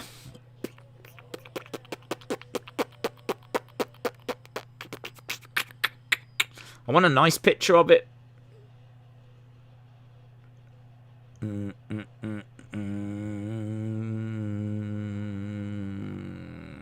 Can't really find one.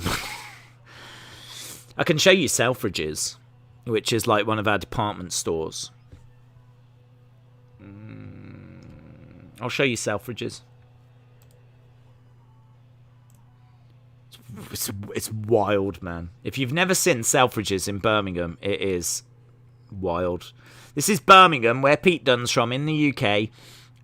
It's a shopping centre that's right in the town centre. So it's not like out, you know, of the way. It's right. If you go to the town centre, it's the shopping centre is there. And Selfridges is a big department store. You know, like how you guys have. You might have Selfridges, I don't know, in America. But it's like a Macy's or whatever. And this is what it looks like. Look at this. Look at that. It opened in like 2003. So it's been around now for a good coming up to nearly 20 years. But isn't that such a strange building? They're like really big. I think they're metal discs, and yeah, it's a huge building. That's in Birmingham. Pretty sure Pete Dunne has been in there. I'm pretty sure everyone in Birmingham has been in there. It's kind of like obviously a statement. There we go, Selfridges. For those that have never been to Selfridges in Birmingham, I've been in there many times because I used to work in Birmingham and I used to work in that shopping centre. So I've been I've been all around this area. I've grown up around this area. So yeah, that's cool. It's different, isn't it? It is cool. I love Birmingham.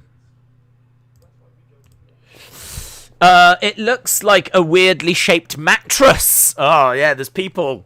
Oh, I've kicked the camera. There's people that think lots of different things about it. Obviously, it was a little bit controversial when it was first shown. But I think people have really grown to like it. I like it. Which reminds me, actually, of Birmingham's library, which got done not long ago. I'm just showing you different Birmingham things now. But the library is strange. I don't know what Birmingham's doing. Birmingham's just losing its mind when it comes to, like, architecture. Look at this library. Apparently... Because it's funny you should talk about a mattress. This is not... I'm going to show you this, and you might think, oh, is that a concept? I think the picture is a concept, but this is what it actually looks like. But I think this image is the concept image, but it looks exactly like this. This might as well be a picture.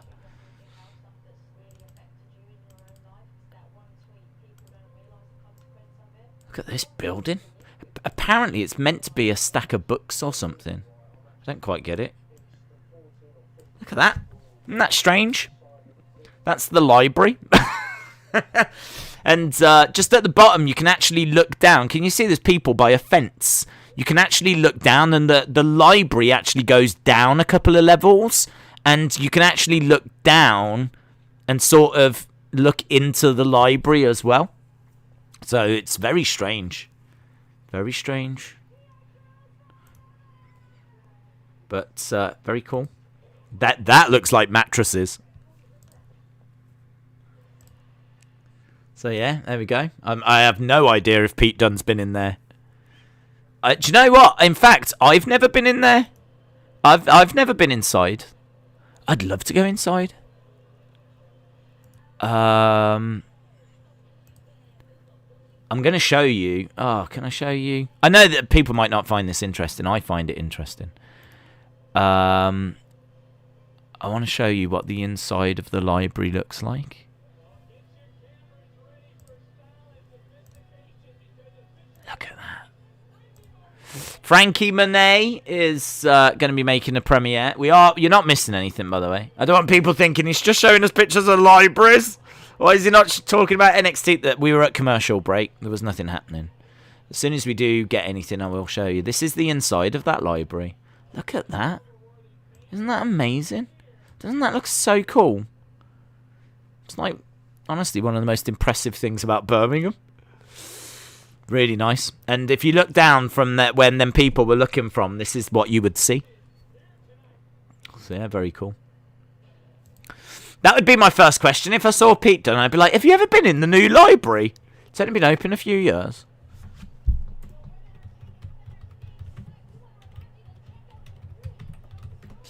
Mercedes Martinez then taking on Raquel Gonzalez. That looks nice inside. It does, doesn't it? It's like a futuristic Hogwarts. It's quite a big place, Birmingham.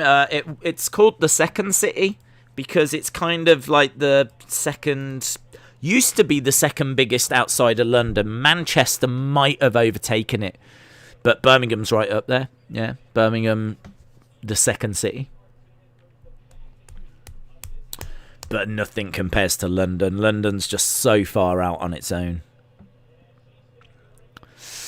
Okay, Mercedes Martinez has made her way down into the ring. And Raquel Gonzalez has stepped out with Dakota Kai. Fist bump, and both making their way down.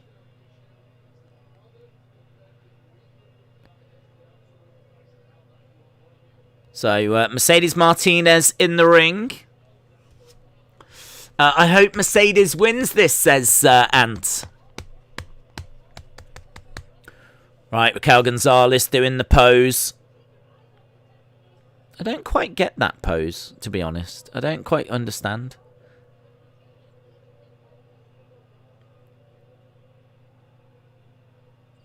Holding up the NXT Women's Championship.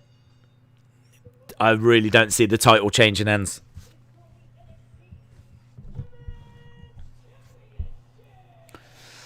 Okay. Obviously, it's I do like how they make the title matches feel bigger and like really important. We've got the graphics. We've got the little accomplishments on the side. Mercedes Martinez. A little bit shorter than Raquel Gonzalez.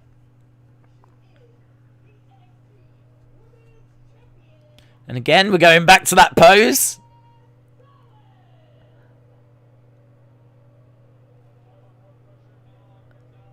I don't know, has she got a nice back or something? I don't know what I'm meant to think. Great back. I mean, as backs go, I'd say it's right up there. This is going to be a good match, but no new champion, says Big Boy Dally. Is this for the championship? It is. It is. We've got the graphic on screen, and Martinez with a uppercut driving Raquel against the ropes. Raquel gets clotheslined and goes over the top to the outside. So quick start for Mercedes Martinez. Cannonballs to the outside. And Dakota Kai gets out the way. Ooh, I'll tell you what, Raquel went hard into that barricade. She smashed into that barricade. Mercedes Martinez coming over. Forearm strikes. To the chest. Hurls her into the ring. All Mercedes Martinez right now. Forearm strike. And commercial break. Did you see The Last Man on Earth on Fox? No, I didn't. Do you know if Pete Dunne went to Loughborough Uni? I don't think he did. But I have no idea. It's a weird thing to ask. I know of Loughborough Uni. I actually know people that have been to Loughborough Uni, but I don't know if Pete Dunne was one of them. Austin says Dakota Kai has run away. Fiend and Rambling Rabbit versus Alexa and Lily in a Nigerian drum match. Who have you got? Apollo and Commander Aziz. Big Boy Dally said, is there a possibility that we'll get one gaming video uploaded before the summer is over? I doubt it, to be honest. Although, I am so tempted to get UFC, that game. I really want to play that game. I really want to play the UFC game. And if I do, I might film it.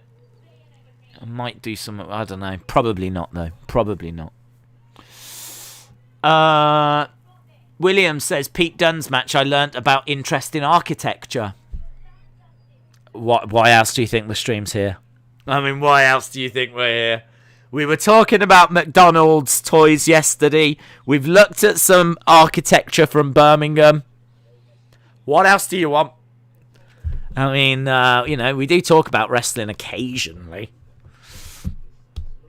When is Frankie Monet going to have a feud with Raquel? Maybe not for a while. I can't imagine that she's going to go for a feud with her straight away. I should imagine she'll work her way to Raquel. So, I don't know. I mean, it could be this year, but I would imagine it'd be later this year. Didn't it just do picture-in-picture? I only see other commercials. Well, I don't get picture-in-picture, so I honestly don't know. In the UK, we don't do it. Well, we might. I don't know. I can't say we definitely don't do it. It's not something that I ever see. But we're just at commercial break in the UK. If you do get the UFC game, you should do career mode on the channel. Yeah, that would definitely be too big of a commitment. I can't see that happening. I honestly can't see me ever playing the game, but I might buy it and download it and just, hopefully one day, maybe when I retire. When I retire from YouTube and everything, then maybe I'll get time to play it. Impractical Jokers have so many made-up names. Why can't I think of one of their fake names? Raquel is just bullying Mercedes, says Capsman09. AJ said a lot of famous sporting people from Birmingham went there. I've got friends that went there as well. Yeah, I think they tend to be more legitimate sports, though. I think they are a very good sporting university. I don't know that someone like Pete Dunne's going to get a wrestling education from Loughborough. I kind of feel like he probably didn't go there. I think they do a lot of track and field and things like that, but I don't know that they do pro wrestling. So, I don't know. I doubt he did. Raquel Gonzalez is in control and Dakota Kai has returned, cheering on her friend from ringside. That's going to be a great feud, isn't it? When we get Raquel against Dakota and Raquel turns face, that's going to be good. I don't know when it happens. It might be the big summer thing that they do.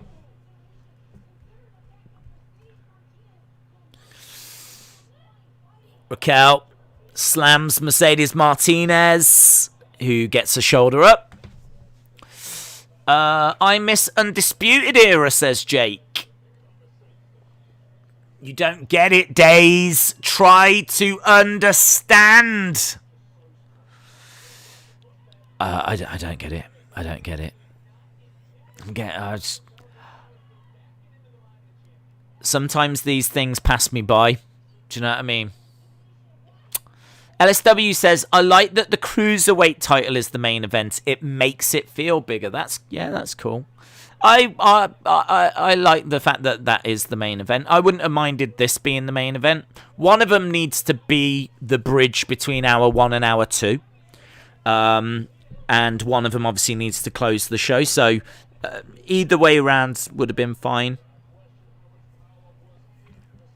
But yeah, I do think the one that closes the show always feels like the bigger deal. So yeah, that's good for them. I agree. Right, why would you have a fight, and why would you ever turn your back on your opponent? I kind of feel like with wrestling, there's things like that just needs to go. Like, if you're fighting someone, you should really always be facing them.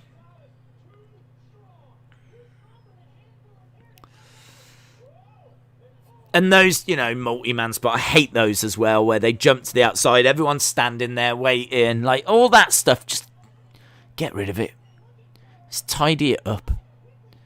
Get rid of some of the faff. Strikes by Mercedes Martinez. Looking for a drape-in DDT. Oh. Looking for the cover. 1, 2. Kick out. Hogan was over-pushed than Roman Reigns. Changed my mind. I don't know that I could. He was massively pushed. Had a lot of heat as a result. But he was bringing in numbers and whatever. But yeah, I mean, he was dominant for a long, long period of time. Nice spear on the edge by Mercedes Martinez. Raquel Gonzalez is down. And Raquel Gonzalez flops to the outside. Imagine if Dakota turned on Raquel tonight, said David Conley. I wonder what the Karrion Kross feud will be for TakeOver. Maybe Johnny. They might be planting them seeds right now. I mean, we're not that far away, are we? So it could be Johnny.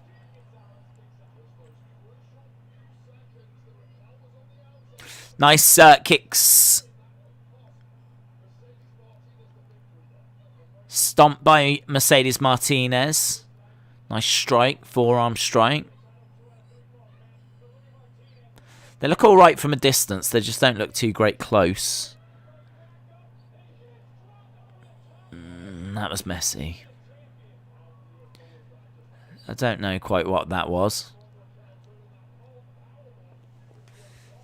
It was like she was going for the power bomb, but she actually ended up kind of Mercedes Martinez went over, and she went onto the top rope, but it didn't look that bad in all fairness. But Mercedes Martinez did a good job of at least selling it. But it just looked a bit messy. You didn't quite know who was getting the better of that exchange. But at least they did a good job of showing you who it was. So, and that was a nice spot with Mercedes Martinez getting driven into that ring post. Dragged into the center. 2. Shoulder up by Martinez. So, Raquel Gonzalez looking quite dominant. It's been a few nice moments in this match.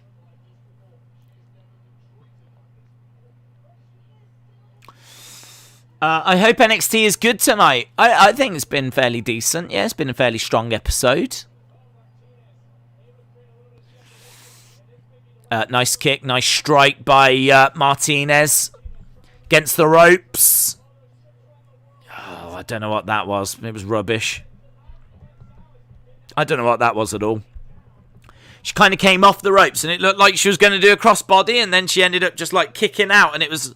I don't know if she was caught in two minds. There has been a little bit... It's been a bit clunky in a few places, this one. It's had some nice moments, though. Backbreaker by Raquel Gonzalez. Going for the cover. 1. It's almost a 2. Yeah, I sort of feel like Mercedes Martinez is just a little off her game tonight. Goes around the back. Roll through. Knee strike by Mercedes. I think Gonzalez is actually doing alright. I don't feel like Gonzalez is doing that bad. Trying to pick up. Don't quite get the height. And probably the size of Raquel is an issue. 2. Kick out by Raquel. Nice kick out with some real intensity. So, shoulder up by Raquel. Knee strike by Mercedes. And again. One more. Trying to charge over. Boot by Raquel Gonzalez. Mercedes goes down. It's a big boot. Big kick. Grabbing Mercedes Martinez. Raquel Gonzalez in control. Picking her up. Look at that. Getting some good height as well. That's strong. That is power. 2, 3. Boom. Raquel Gonzalez retains.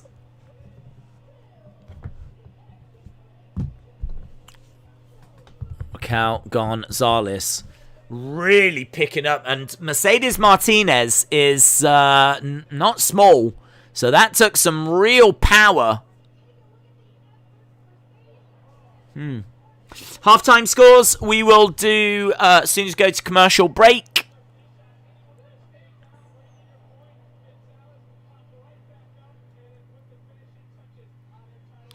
It's okay. Raquel retains.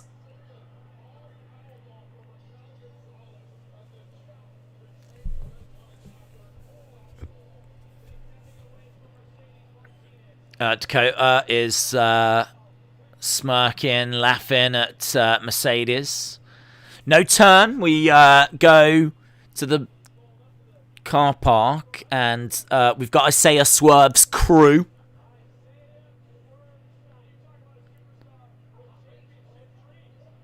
Cameraman gets pushed over. So Isaiah Swerve and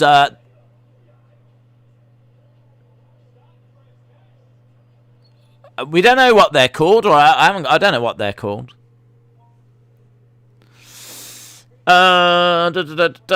Scott's faction.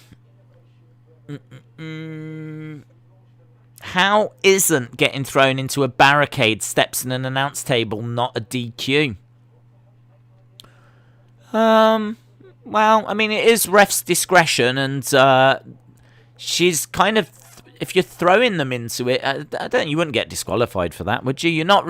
You're using them as a weapon, but they're not really weapons. It's not like getting a lead pipe or a kendo stick or something that's, going to give you. It's kind of like hurling someone into a turnbuckle.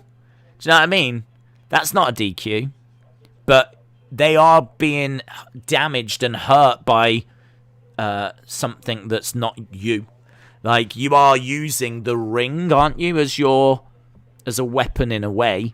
So I think the barricades and the announce tables are just really an extension of that.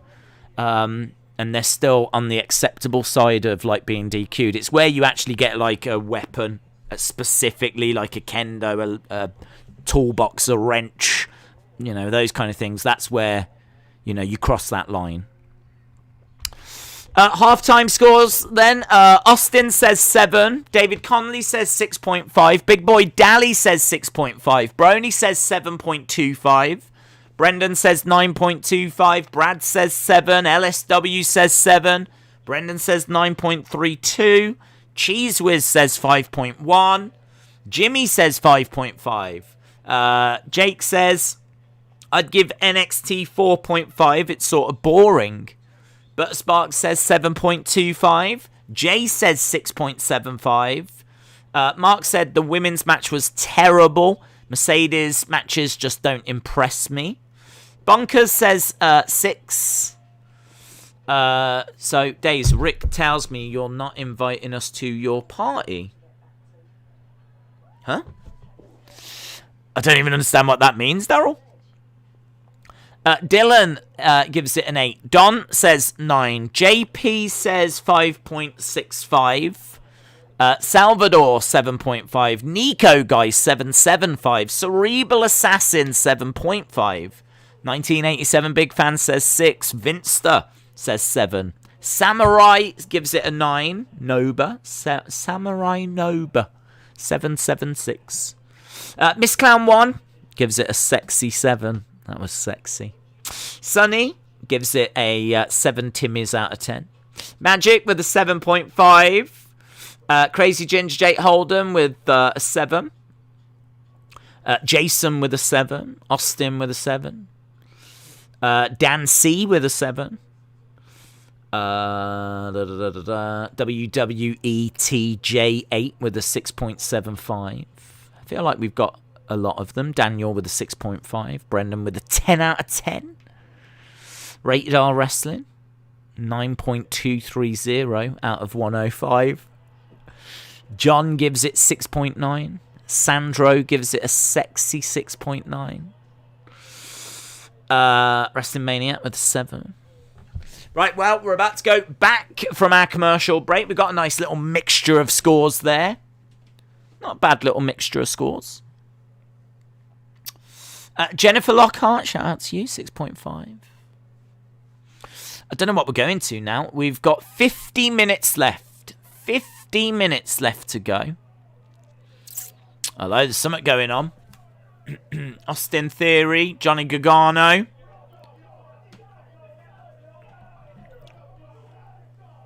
Who's been attacked?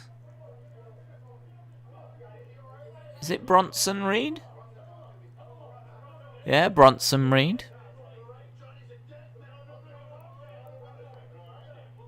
Bronson Reed says Johnny's a dead man. Why have they picked on Bronson Reed? Has he got a NXT Championship match coming up, I'm guessing? A North American one. It's about to get real spooky. It's about to get spooky. Hit Row.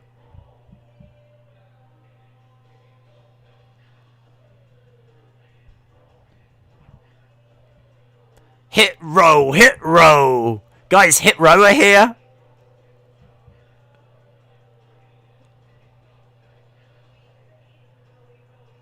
No. Not quite feeling it.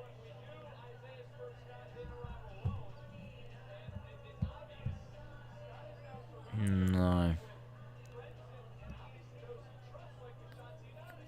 No. I feel like these people are trying too hard.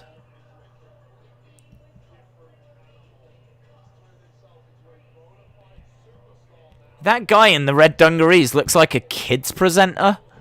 You know what I mean? Feel like he's going to show us how to make a Mother's Day card and then throw over to Teletubbies.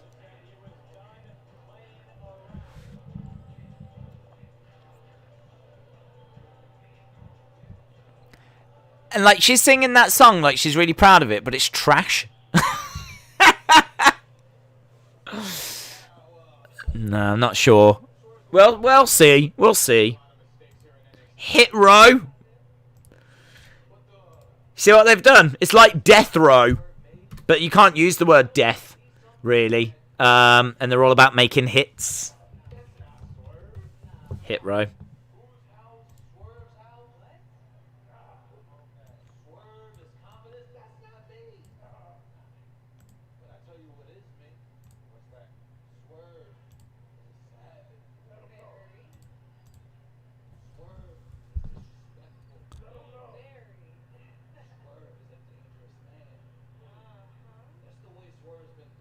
What is this?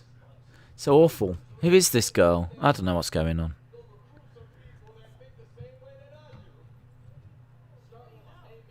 Why is she talking all over him?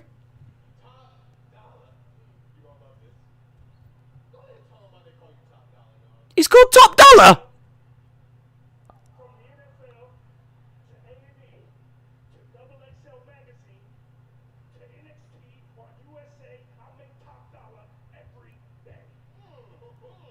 And why'd your clothes look so trash? Has he got like a dollar bill like sellotaped to his hat?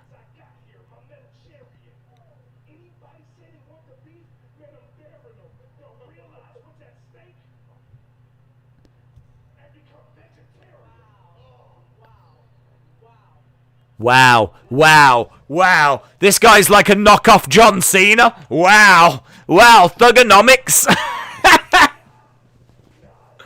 No. Maybe people are loving this, I don't know, but I'm not. Not for me. Here he is, look, bananas in pajamas. Don't try him. Don't you try hit row. Don't you try hit row. You might get world starred. Yeah? There's no one even out here, Doug. They call her B-Fab.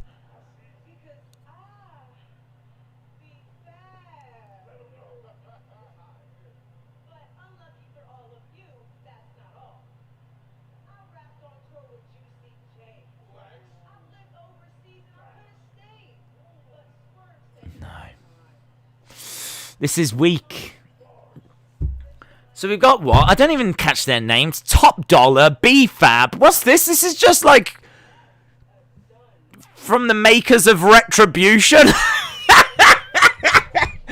From the makers of Retribution brings you Top Dollar, B-Fab, Hit Row. What was the other dude's name? What was the other dude's name? B-Fab, Top Dollar.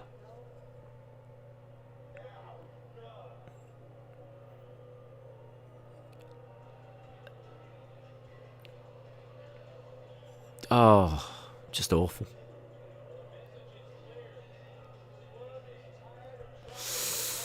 It makes Scott look dumb.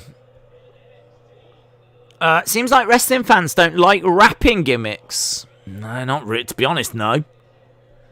I don't really like the Acclaimed. Cena's one was alright at the time. Cena might have been the best to have done it. R-Truth had a bit of fun with it.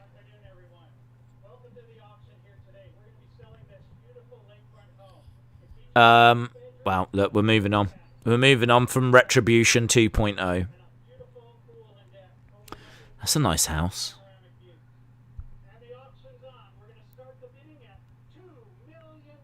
$2 million. Hit Row is Jade Cargill 2.0, Suge Knight 2.0, The Weeknd 2.0, and Nelly 2.0. Nope, not for me. Looks trash. Sounds trash. Says Anna Dawes. Shout out to you. Cena was annoying as Thugonomics. Well, I think that it worked at the time, and he released an album, and I think people were sort of into it, and he was a bit cheeky with his lyrics, which I think helped. But I do think that he needed to change and evolve and move away from it, and he did. So, yeah, you're not the only one to say that. I definitely grew tired of it. But I think people have got a good affection for it. Remember when he came back as Thugonomics at WrestleMania 35? Got a good pop for that when he came out in that gimmick. $8 million Cameron Grimes has bid. He's going to get outbid. $20 million!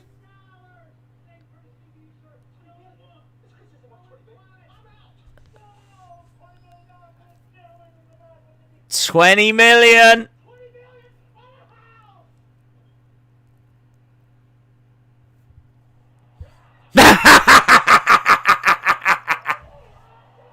Tag DiBiase!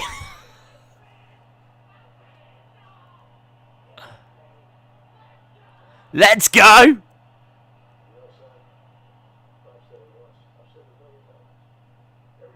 Everyone's got a price for the $1 million man.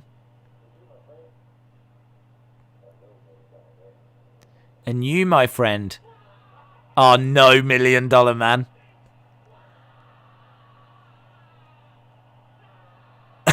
Cameron Grimes plays those so well.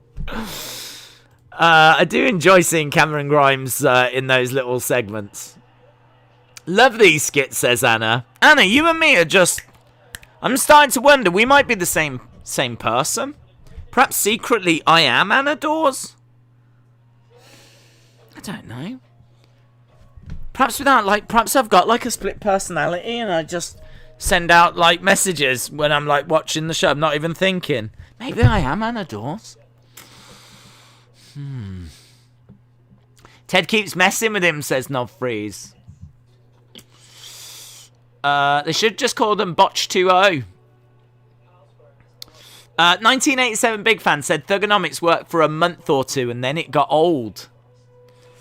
Thanks for the stream. I just got on. What have I missed, says Christian? It's been an alright show. It's been alright. I don't think it's like knocked it out the park, but I think that it's, you know, it had, I was quite excited for it. It had a good looking card and I don't think it's like underwhelmed or anything. I think it's kind of been, been worth watching.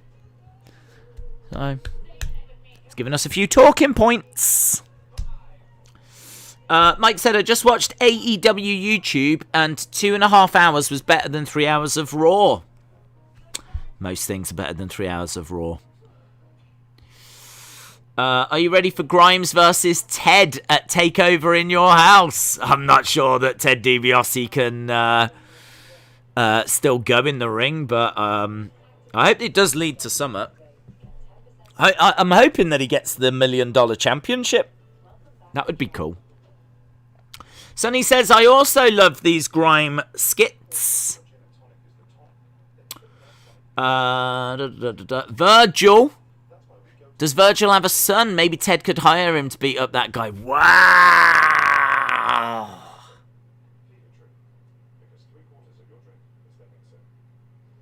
Oh, you could do something cool with that, couldn't you? $1 million man's got a son. He's got Ted DiBiase Jr. You know, you've got that. That could be interesting. Could be leading to a way to bring Ted DiBiase Jr. back. But, yeah, like Virgil. Like, you could do, like, a Virgil son story. Oh, I'm just trying to think, like, how would you let that play out? Because, obviously, Virgil and Ted DiBiase broke apart. So, I don't think he would get that. I'm thinking a bit like Cobra Kai. You know, like how the one guy's kid is now in the training with the other dojo. Like, could you imagine if Virgil, his son, was like with Ted DiBiase and Virgil was upset? But I mean, like, I don't know, maybe the focus is moving away from Cameron Grimes now. But yeah, I love that idea of like kids getting involved and like Cameron Grimes and I'd love Virgil to get another payday. Virgil deserves a payday, man. I don't want to see him suffering. Give him some money. Give Virgil some money. Whatever happens, if the end result, if Virgil gets some money, then I'll be a happy man.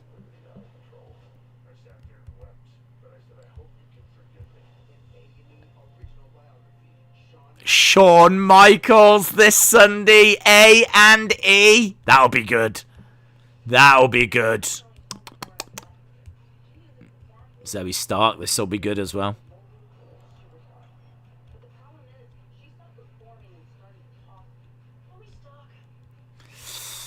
Do you think Reckoning could come to NXT? No, well, she was meant to debut on SmackDown, apparently. She was meant to be on SmackDown, so I wouldn't expect Mia to go back to NXT. I'm a big fan of Zoe Stark. The weight room is my home.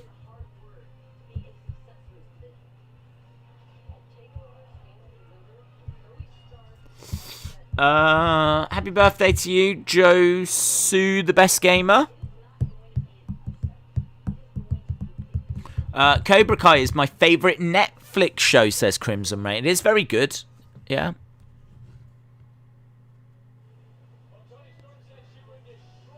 Next week, Zoe Stark versus Toni Storm. Got that match coming next week. That'll be good. A&E WWE biographies were better than WWE Chronicle. Virgil has a son, and he's called Wuertz. Oney Lorcan is going to be competing now.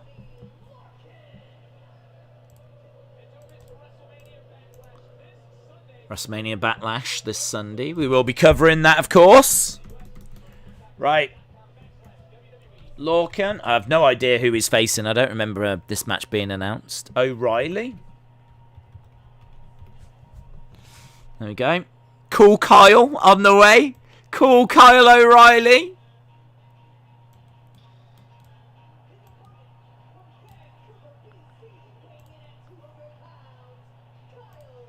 Right.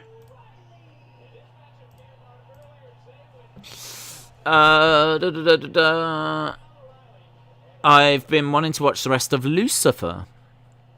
Zoe Stark, the wrestling machine. I love that, says Nando. Zoe has a character. She's the wrestling machine. She's very good. I really like her. Mrs. Machine. Mrs. Wrestling Machine. I love Kyle's new theme, says Taboy. Right, well, Kyle is stepping into the ring. I do miss the Undisputed Era, I do agree. It does feel like something pretty big is missing from NXT.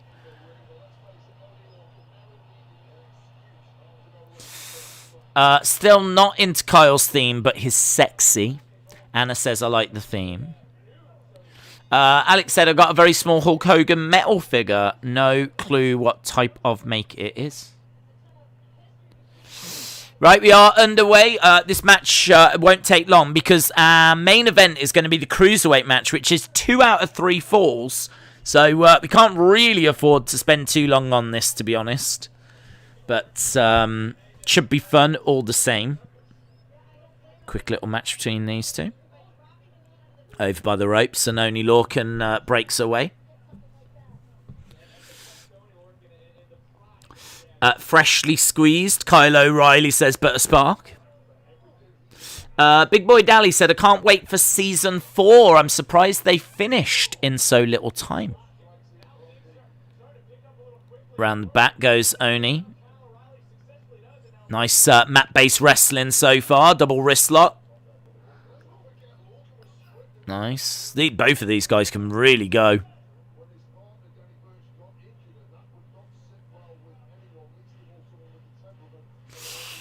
Didn't realise there's only 30 minutes left of the show. Yeah, it's gone quite quick, yeah. Only 30 minutes left. Nice headlock by Kyle O'Reilly. This is proper. This is the kind of stuff that gets the blood pumping if you're Daniel Bryan. This is the kind of stuff that Daniel Bryan's looking at going, oh, I want to be in there. I want to insert myself into this match.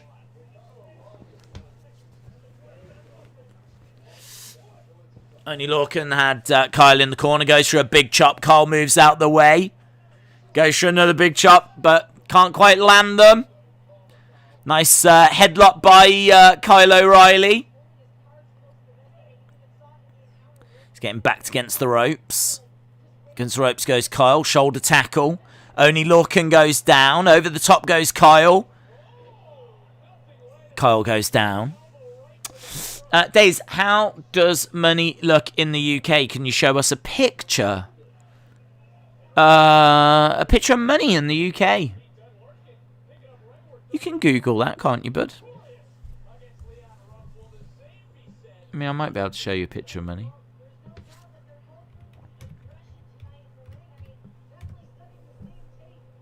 I don't know if there's going to be a good picture, to be honest. Is that a good picture?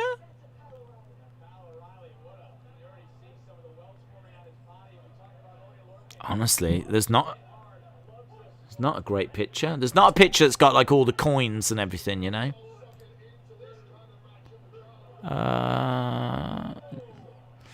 Kyle O'Reilly to the outside.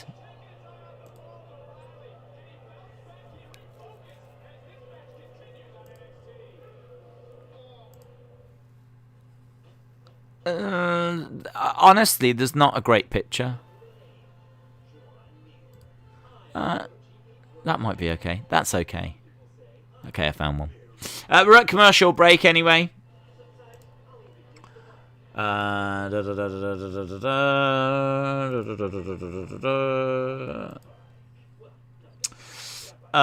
Caps just scored a goal 1.2 seconds.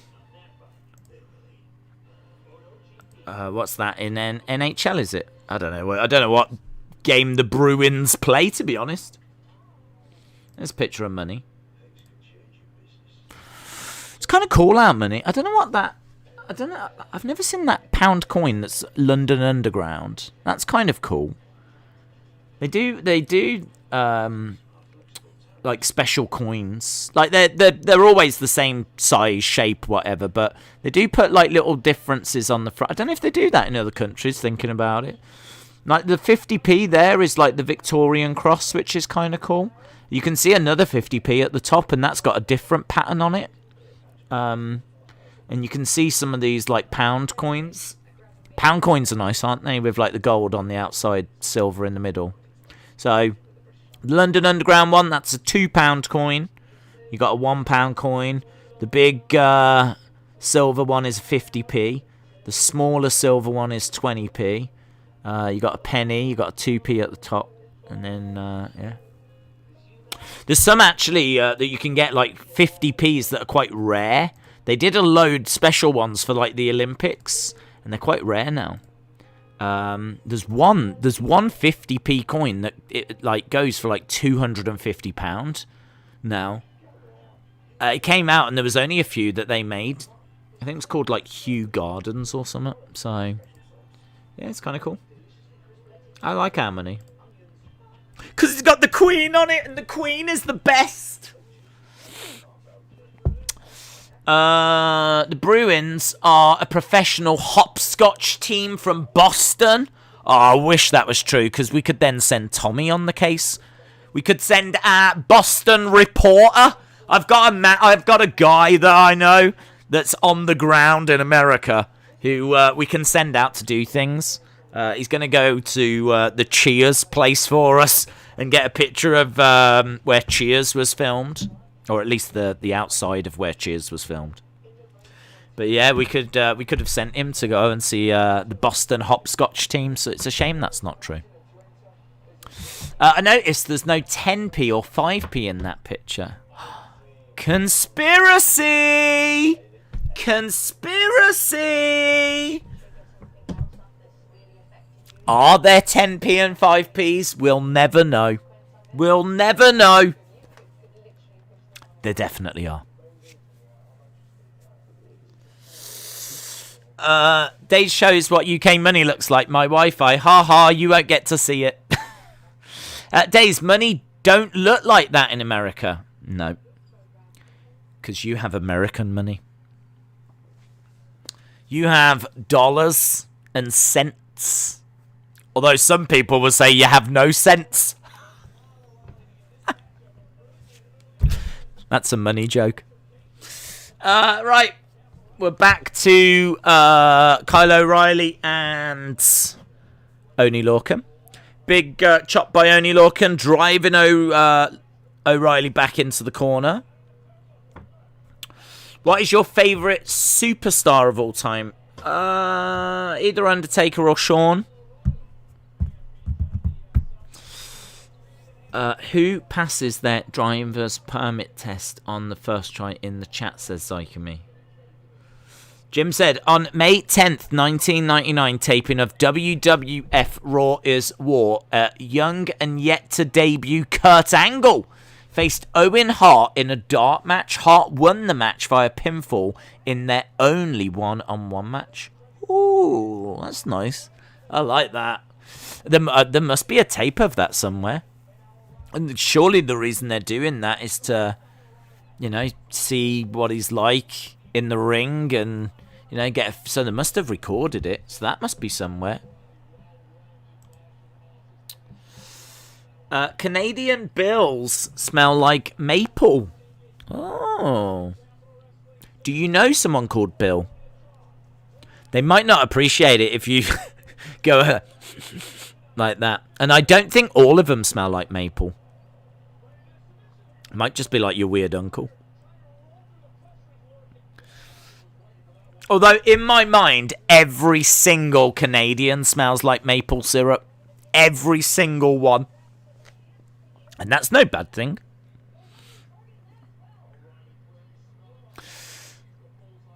Nice chops. See, look at these chops. These two really lay them in. This match is going longer than I expected. Jake said, what do you rate NXT so far? I don't know. Probably around like 7.25, something like that. I don't think there's been anything that's made me go, wow, mind blown kind of a thing. But there's been some nice moments, and it's been pretty solid. O'Reilly, wow.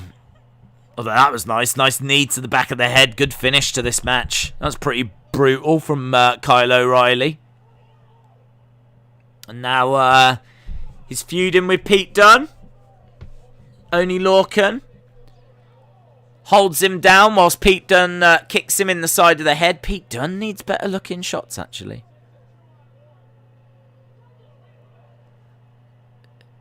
Bobby Fish? Bobby Fish! Bobby Fish is here? Well, this has got tag match written all over it.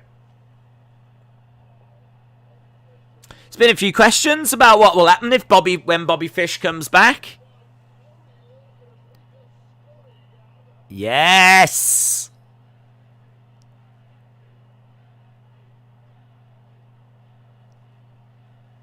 This is cool, isn't it? Circling round each other. It's good to see you, and Bobby said good to be back.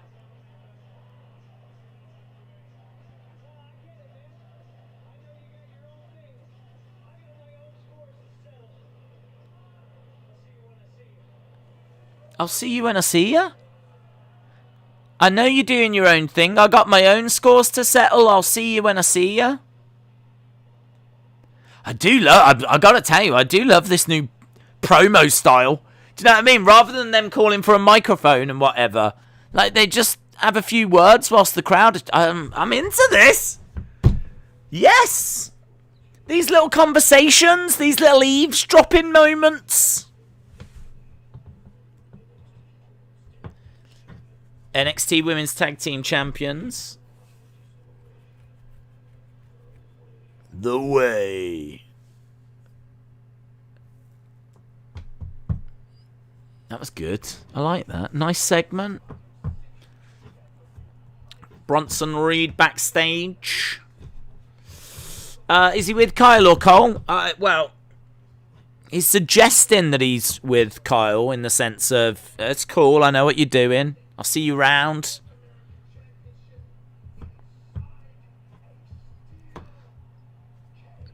Bronson Reed wants a steel cage match with Johnny. Oh, and it's been yeah, it's happening. He's only just mentioned it. He's literally just mentioned it already. We got the graphic.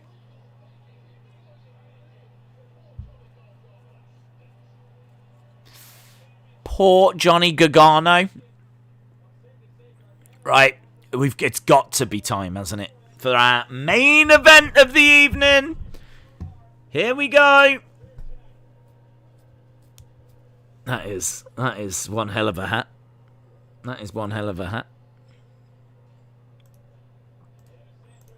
Santos Escobar.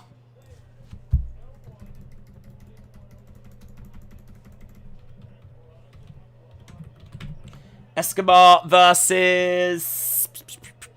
What's happened to Tian Shaw? I mean, what happened to that whole storyline? We're not even getting, like, little vignettes anymore, are we? Kushida.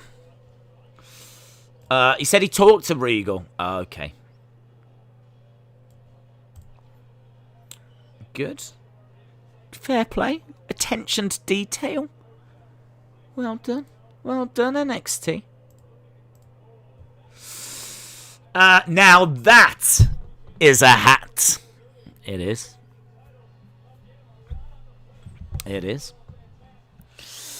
Am I the only one that loves Bobby Fish? Nah, Bobby Fish is cool, man. I like Bobby Fish. Here comes Kushida. Kushida jumps into the ring, and we are getting face to face, but it's a championship match, so we've got to go through the intros.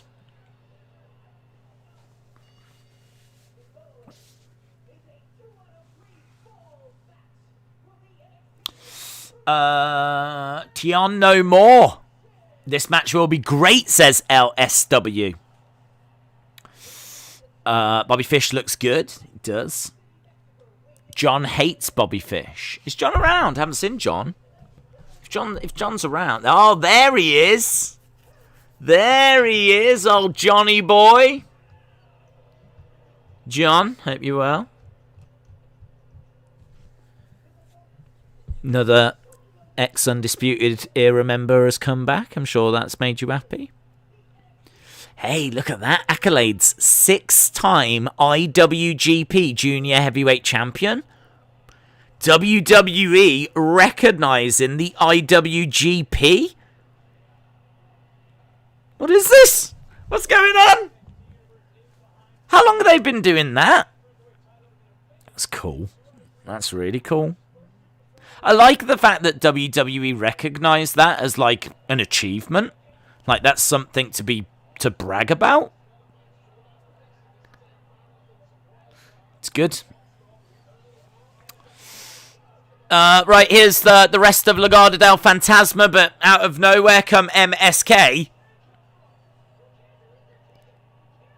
MSK are dealing with Mendoza and Wild. You're out of there. Okay, so they've been kicked away from ringside. So, Cruiserweight title on the line. 2 out of 3 falls. Kushida from the top comes crashing down on Santos Escobar. Yeah, this will be good. We've even got a little score on the Thunderdome. Did you see that? Where the screens are, it says Kushida 0, Santos 0. So we're keeping track. They're getting Legado out early, says Nob Freeze. Was MSK in Impact? Yes, I believe so. I believe they were the Rascals. They have mentioned IWGP since Brock came back in 2012. Yeah, they do mention them every now and again, but I can't say that I've seen it on a Kushida graphic. It might have been there ever since, which is cool. But I honestly haven't seen it before. That's the first time I've seen them mention it for Kushida. But as I said, it might be something they mention all the time and I just missed. But I like the fact that they're acknowledging the IWGP and that it matters, because it does matter. Those IWGP New Japan titles, really important, and what he did over in New Japan has, made him who he is. I like the fact they're not insulting wrestling fans' intelligence, we know that he achieved a lot in New Japan, and I like the fact that they're, telling us that as well. It's good. Jordan Devlin brought it up last month, says Robin. Did he mention it, did he? That's cool. When the audiences come back, Bobby Fish should throw fish sticks into the audience. Do you know Bobby Fish smells like fish? I don't think he does. I think he smells like Bobby's. We are just at commercial break, and we are going to... Wow, is this going to overrun? Because we've only got 17 minutes, and I find it hard to believe. And we've still got another commercial break in there. So I'm guessing there's going to be an overrun. I hope there's an overrun. How much fish can Bobby Fish fry if Bobby Fish could fry fish? It's a question that's been asked many times. Doctor Boy. This should be a good match. I'm not expecting a title change. I really do like Santos Escobar. I do think he's a very good performer. Hard to know how they're going to use him on the main roster if when he goes, because he is on the small side and you know that he's going to struggle and you know that Vince isn't going to really see much in him. But he is a really good wrestler. He is really, really good. I think he's been a real shining light, to be honest. I can see why he is the leader of a group. So I do like him. I do rate him. But, yeah, I do worry for when he goes to the main roster. LSW said they acknowledge IWGP because it doesn't mention the company name. New NJPW, but rather it mentions the International Wrestling Grand Prix, which a casual viewer doesn't correlate to NJPW. It's interesting. That you could be right. You could be right. That might be why they do it. Because they don't have to mention New Japan. Right, we're going back. Against the ropes goes Kushida. Drop kick by Santos Escobar. He would be good in a feud with Cesaro, says AJ. Jason says there's 25 minutes left. So we do have the overrun. Okay. That's good. I was hoping that we were going to have it. Because this match deserves time. I mean, it's for the Cruiserweight title, and I'd hate for it to be in the main event spot, and they're just showing during the commercial break Kushida getting hurled into that barricade. Hard. The whole thing bouncing and vibrating and shaking away. So, 2 out of 3 falls. We've got a little scoreboard down in the corner.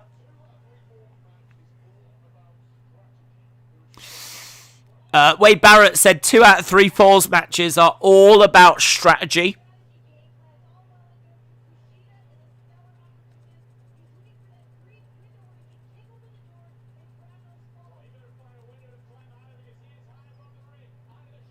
Escobar's got Kushida on his shoulders.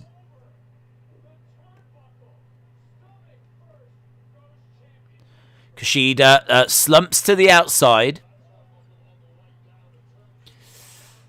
Latest as well about Humberto Carrillo. Apparently he's all right. I don't know if any of you heard, obviously heard the news that that match did get ended early. Not a fan of that move. He had Kushida, he was pulling him against the ring post. The ring post was right in the throat of Kushida.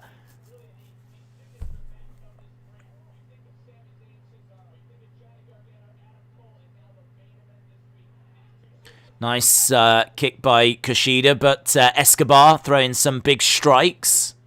So, yeah, Humberto Carrillo apparently is okay.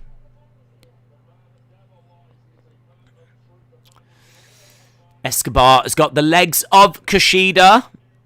He's going for a surfboard. He's going to look to pull back on the arms. So, obviously, a go-to move for Daniel Bryan, this. And there we go, surfboard stretch. WWE booking great main events, says Knob Freeze. Escobar has got a good look, says Nando.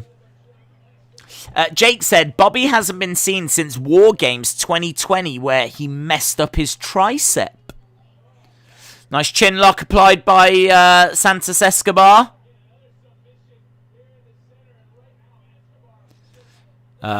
Big forearm strikes to the chest. Escobar very much in control right now.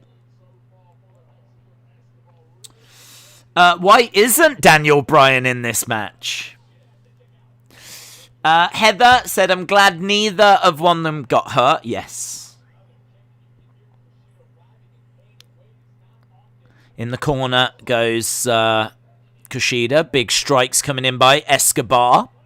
Escobar trying to fight back. I wonder how this match is going to go. 2 out of 3 falls is quite interesting.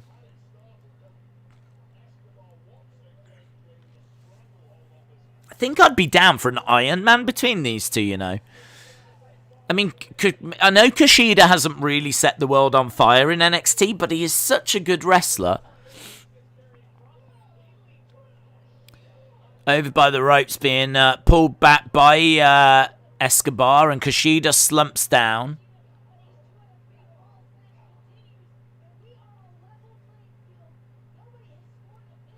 Yeah, no one's got a pinfall yet.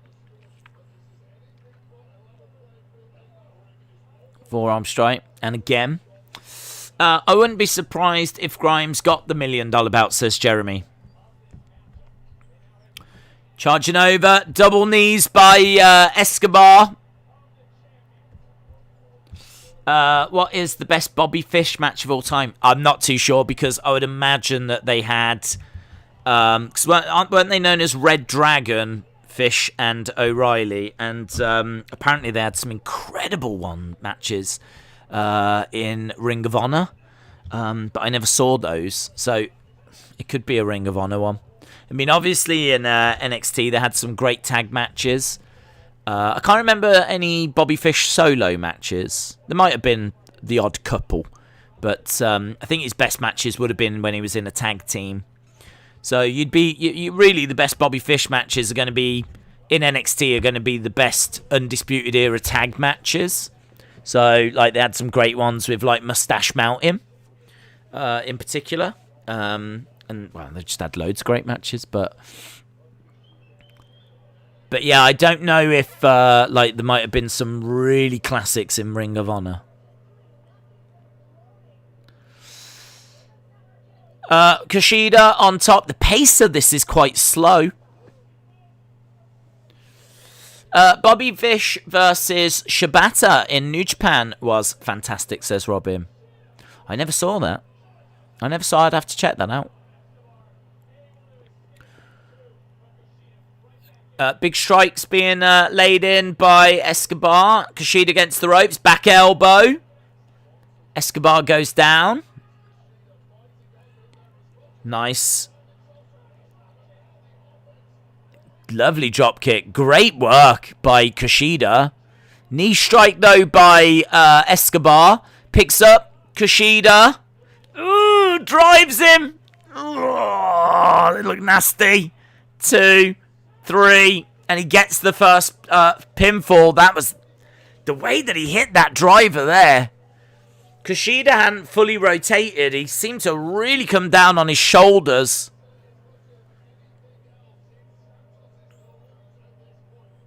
I hope he's all right. He's holding his arm. I think he's okay. He's, yeah, so 1-0 to Santos. Double knees by Escobar. Obviously, this is 2 out of 3, so if Santos gets the... He's trying to get the armbar. Submission locked in the middle of the ring. And he taps. So it's 1-1. So now we just... Now it's just a normal match. After all that, now it's just a normal match.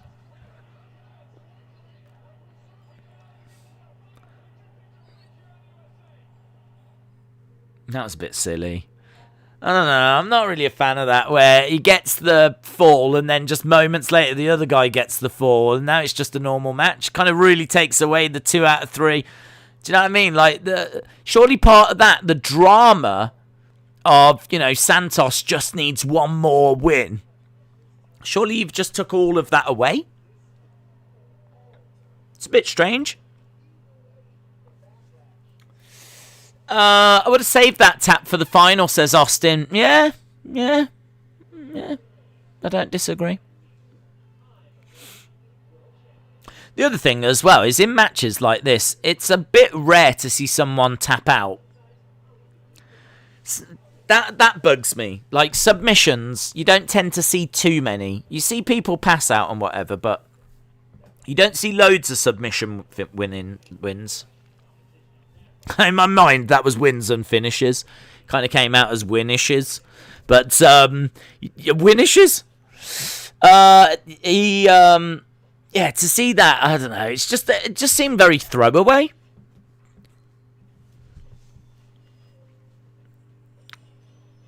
Does anyone think Daniel Bryan could debut at Double or Nothing? I don't think he's got a 90-day non-compete. Stranger things have happened. Dreams, lol, says Walker Danger. Yeah, it could happen. But, I think it's very unlikely, but yeah, it could happen.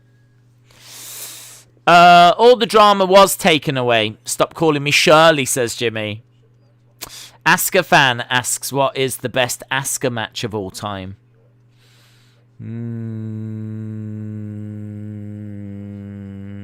First one that comes to mind would be her at SummerSlam. I love that match last year. In fact, she had a couple, didn't she? She faced Bayley and she faced Sasha. I think both of them were great, but I think it was the Sasha one that was better. So her against Sasha from SummerSlam 2020, I thought was brilliant. She had a great match with Becky at Royal Rumble as well, which was really good. She had a few good matches down in NXT, but I do think her main roster run has been very good. And then obviously in Japan she was known as Kana, so like she's only been Asuka in the US. So yeah, I'd go with either of those. Either her against Becky or her against Sasha.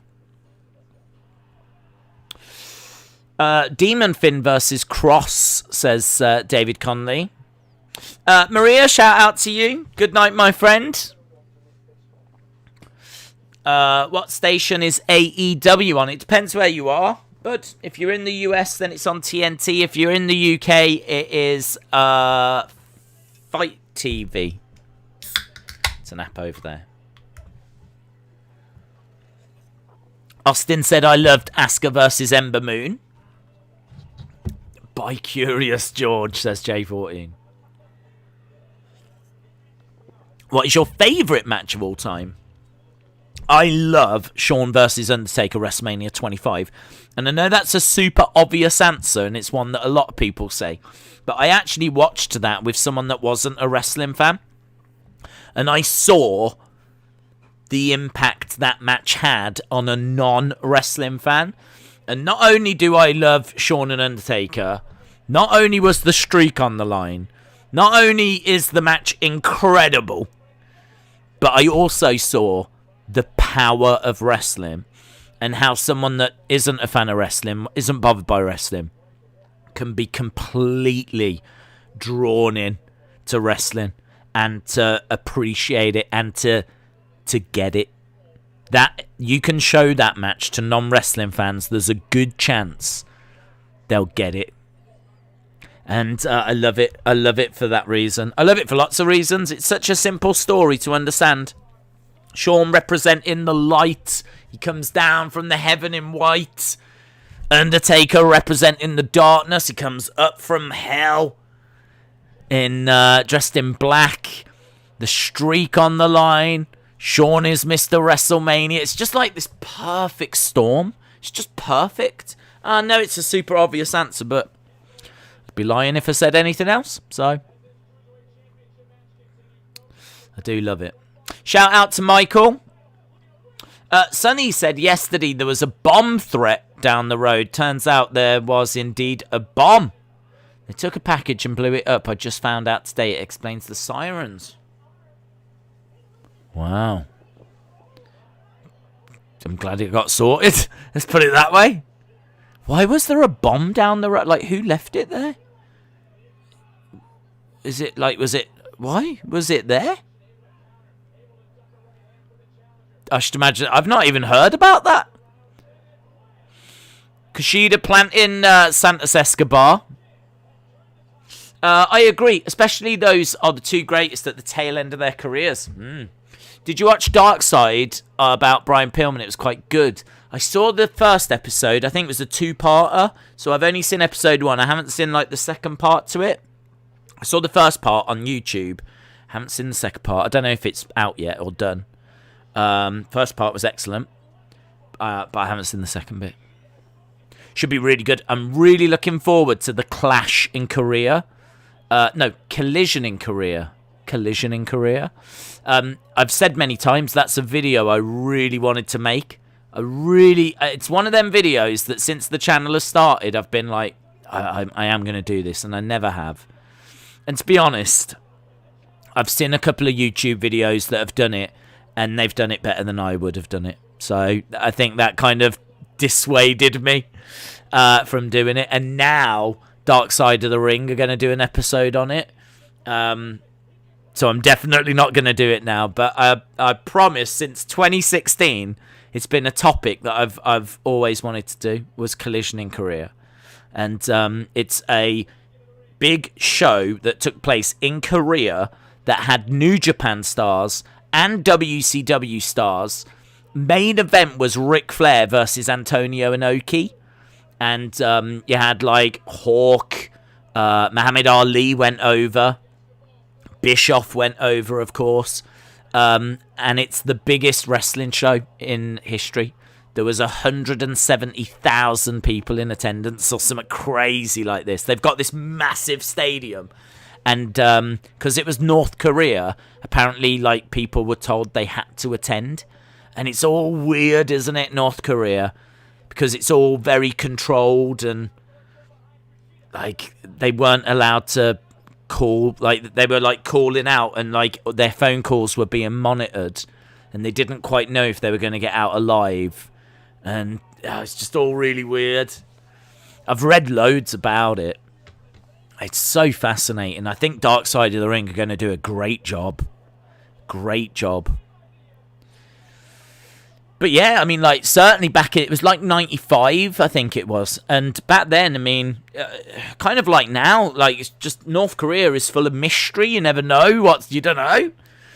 It's not a place that you can go to. In order to get there, they had to fly to Japan, and then they had to get a military plane that was put on especially that took them into North Korea. There are no flights that go into North Korea. No one goes in, no one comes out of North Korea, right? So the fact they went there and put on this wrestler, it's just such a fascinating subject. So I can't wait for that. That is going to be such a good episode. Have I missed anything on NXT? Have you missed anything on NXT? Well, yeah, a couple of hours. An episode. But nothing too massive.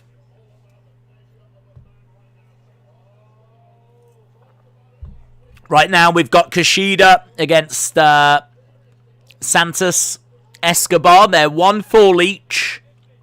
They're both up in the corner. And he's going for the hoverboard lock. And it's like a Spanish fly, but he's kept the hoverboard lock. See, this is my problem. So he manages to get him to tap out and win the second fall. But now he's got his finishing move on.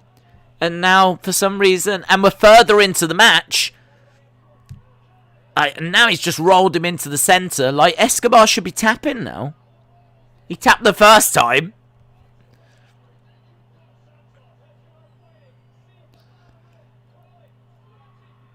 And he gets to the rope. Akira had an inch gimmick for almost a year. Days, the greatest match of all time is Undertaker versus Goldberg. It is, if you love botches. Do you think Adam Cole will be on the main roster this year? Oh, he just hurled Santos Escobar into the corner. He kind of fell down onto his head. I honestly don't know. 1, 2... And he gets it. Kushida gets the win. Yeah, I don't know about Adam Cole. I would have called him up. I'm surprised he didn't go up after losing to O'Reilly.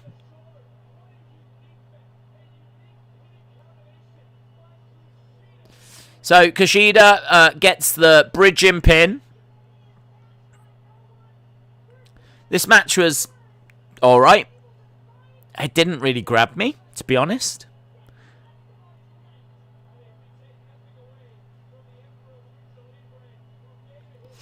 And still, disappointed. Kushida wins.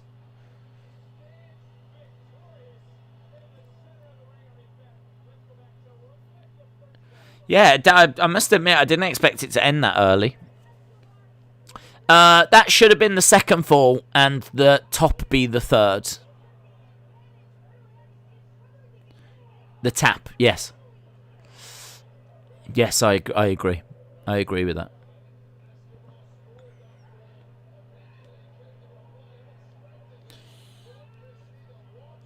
So we're just seeing some replays. Yeah, I mean, it was all right. It was all right. I kind of feel like the show has delivered, but it's not over-excelled. We need Jordan Devlin, says Big Boy Dally.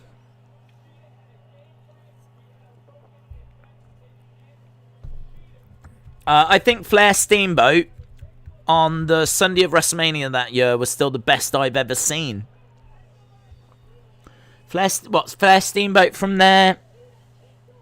Like late 80s feud.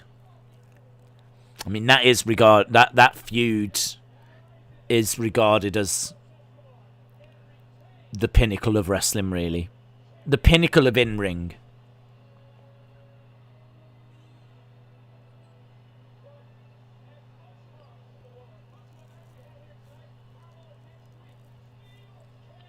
Steel cage match next week between Gargano and Reed.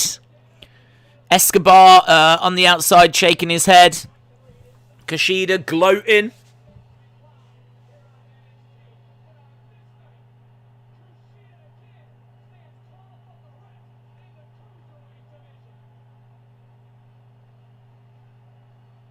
That's something that's a bit weird, isn't it? Like, after a fight, normally in any other sport, they make up. They obviously don't in wrestling. It was just weird there seeing Kushida like wiping the belt and showing and gloating. It's a weird thing for a babyface to do.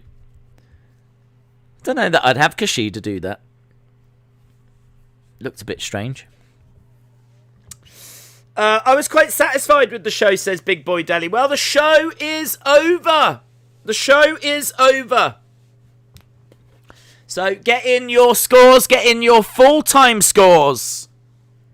What did you think of the show? Let's stop the clock. Get in your full-time scores. Full-time. Sonny says 7. Martin says 7. It's great to see cruiserweights in the main event, says Nico Guy. I agree with that. Big Boy Dally says 8.25. Don15 says 7.85. Heel Santa says still better than Raw. I absolutely agree with that as well. Dominic said he was just cleaning the belt. Broken Dream said 7.75. Brad G says 7.5. J14 says 7. Anna says 7.25. Solid, apart from the new Retribution. We are so the same person. Shaquem, 7.25. Jimmy said it was okay. It wasn't as good as last week. I'm going to give it a 6. Austin says 7. I don't like the new group. Kind of a downer on the show, says Big Boy Dally. What, you don't like B-Fab? You're not a fan of B-Fab? What about Top Dollar? You're not a fan of them? Crazy Ginger Jake Holder says 7. Jimmy says 6. Brandon says 9. Austin says 7. Harry Richard says 8.25. Brony says 7.25. Dan C says 7.25. Don Lyon says 10 out of 10. I enjoyed the show from start to finish. Mohammed says 6.5. Jim says my scores are only part-time. 7 out of 10. Brony 7.25. Jake says 12 just for Bobby. Jordan says 7. John says 6.6. AEW Dart was better, says Daniel. 6 out of 10. Legendary Buchanan says 7. Johnny says 5. Nicole says 7.25. Felix says 4. Legendary Buchanan said, read this or you are the biggest jobber in the Milky Way. The best match was Asuka versus James Ellsworth. Brian says 7.14. Jordan says 5. Alexander says 7. B-Fab forever. B-Fab forever. Sounds like a flipping...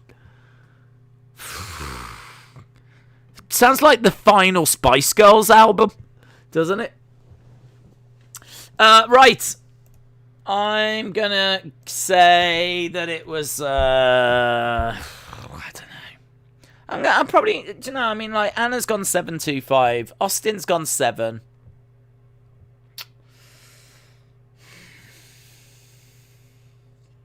I might snuggle into the middle. Do you know what I mean? I might snuggle into the middle between the two of them. I think I might go. I'm doing that. Look at that. I'm snuggling. It's an Austin Days Anna sandwich. That's what we've got with these scores. Quite the image. Although I've never seen Anna and I've never seen Austin, so it is literally a very interesting image. But there we go. 7.125. That's what I'll go with. Johnny, good night to you, my friend. Labria said the show was good. Austin says 7.125. That was my score. I can see Reed taking the North American Championship. We've got that next week, yes. Days, get off the fence. I can't do it. I just can't do it. Snuggling in the middle, that's where I am. Like a little chipmunk. Right. I think we are done. My friends. That was NXT this week. Thank you so much for joining us. I hope you had fun. We are back tomorrow. Don't know what the thumbnail's going to look like. But I know it's going to be called an exciting wrestling live stream. Because, of course, it's a little bit... We're unsure if we can say AEW. So I'll go with an exciting wrestling live stream again. I'm sure you'll crack the code. If there's a live stream starting tomorrow around the time of AEW Dynamite, chances are we will be doing AEW Dynamite. Yes, I'll have a look at the thumbnail and see if I can figure out what we're going to use. But we will do that tomorrow. SmackDown on Friday, and then, of course, UFC and WrestleMania Backlash this weekend. Awesome. Appreciate the support as always. Have a great evening, and hopefully see you again next time. Bye for now.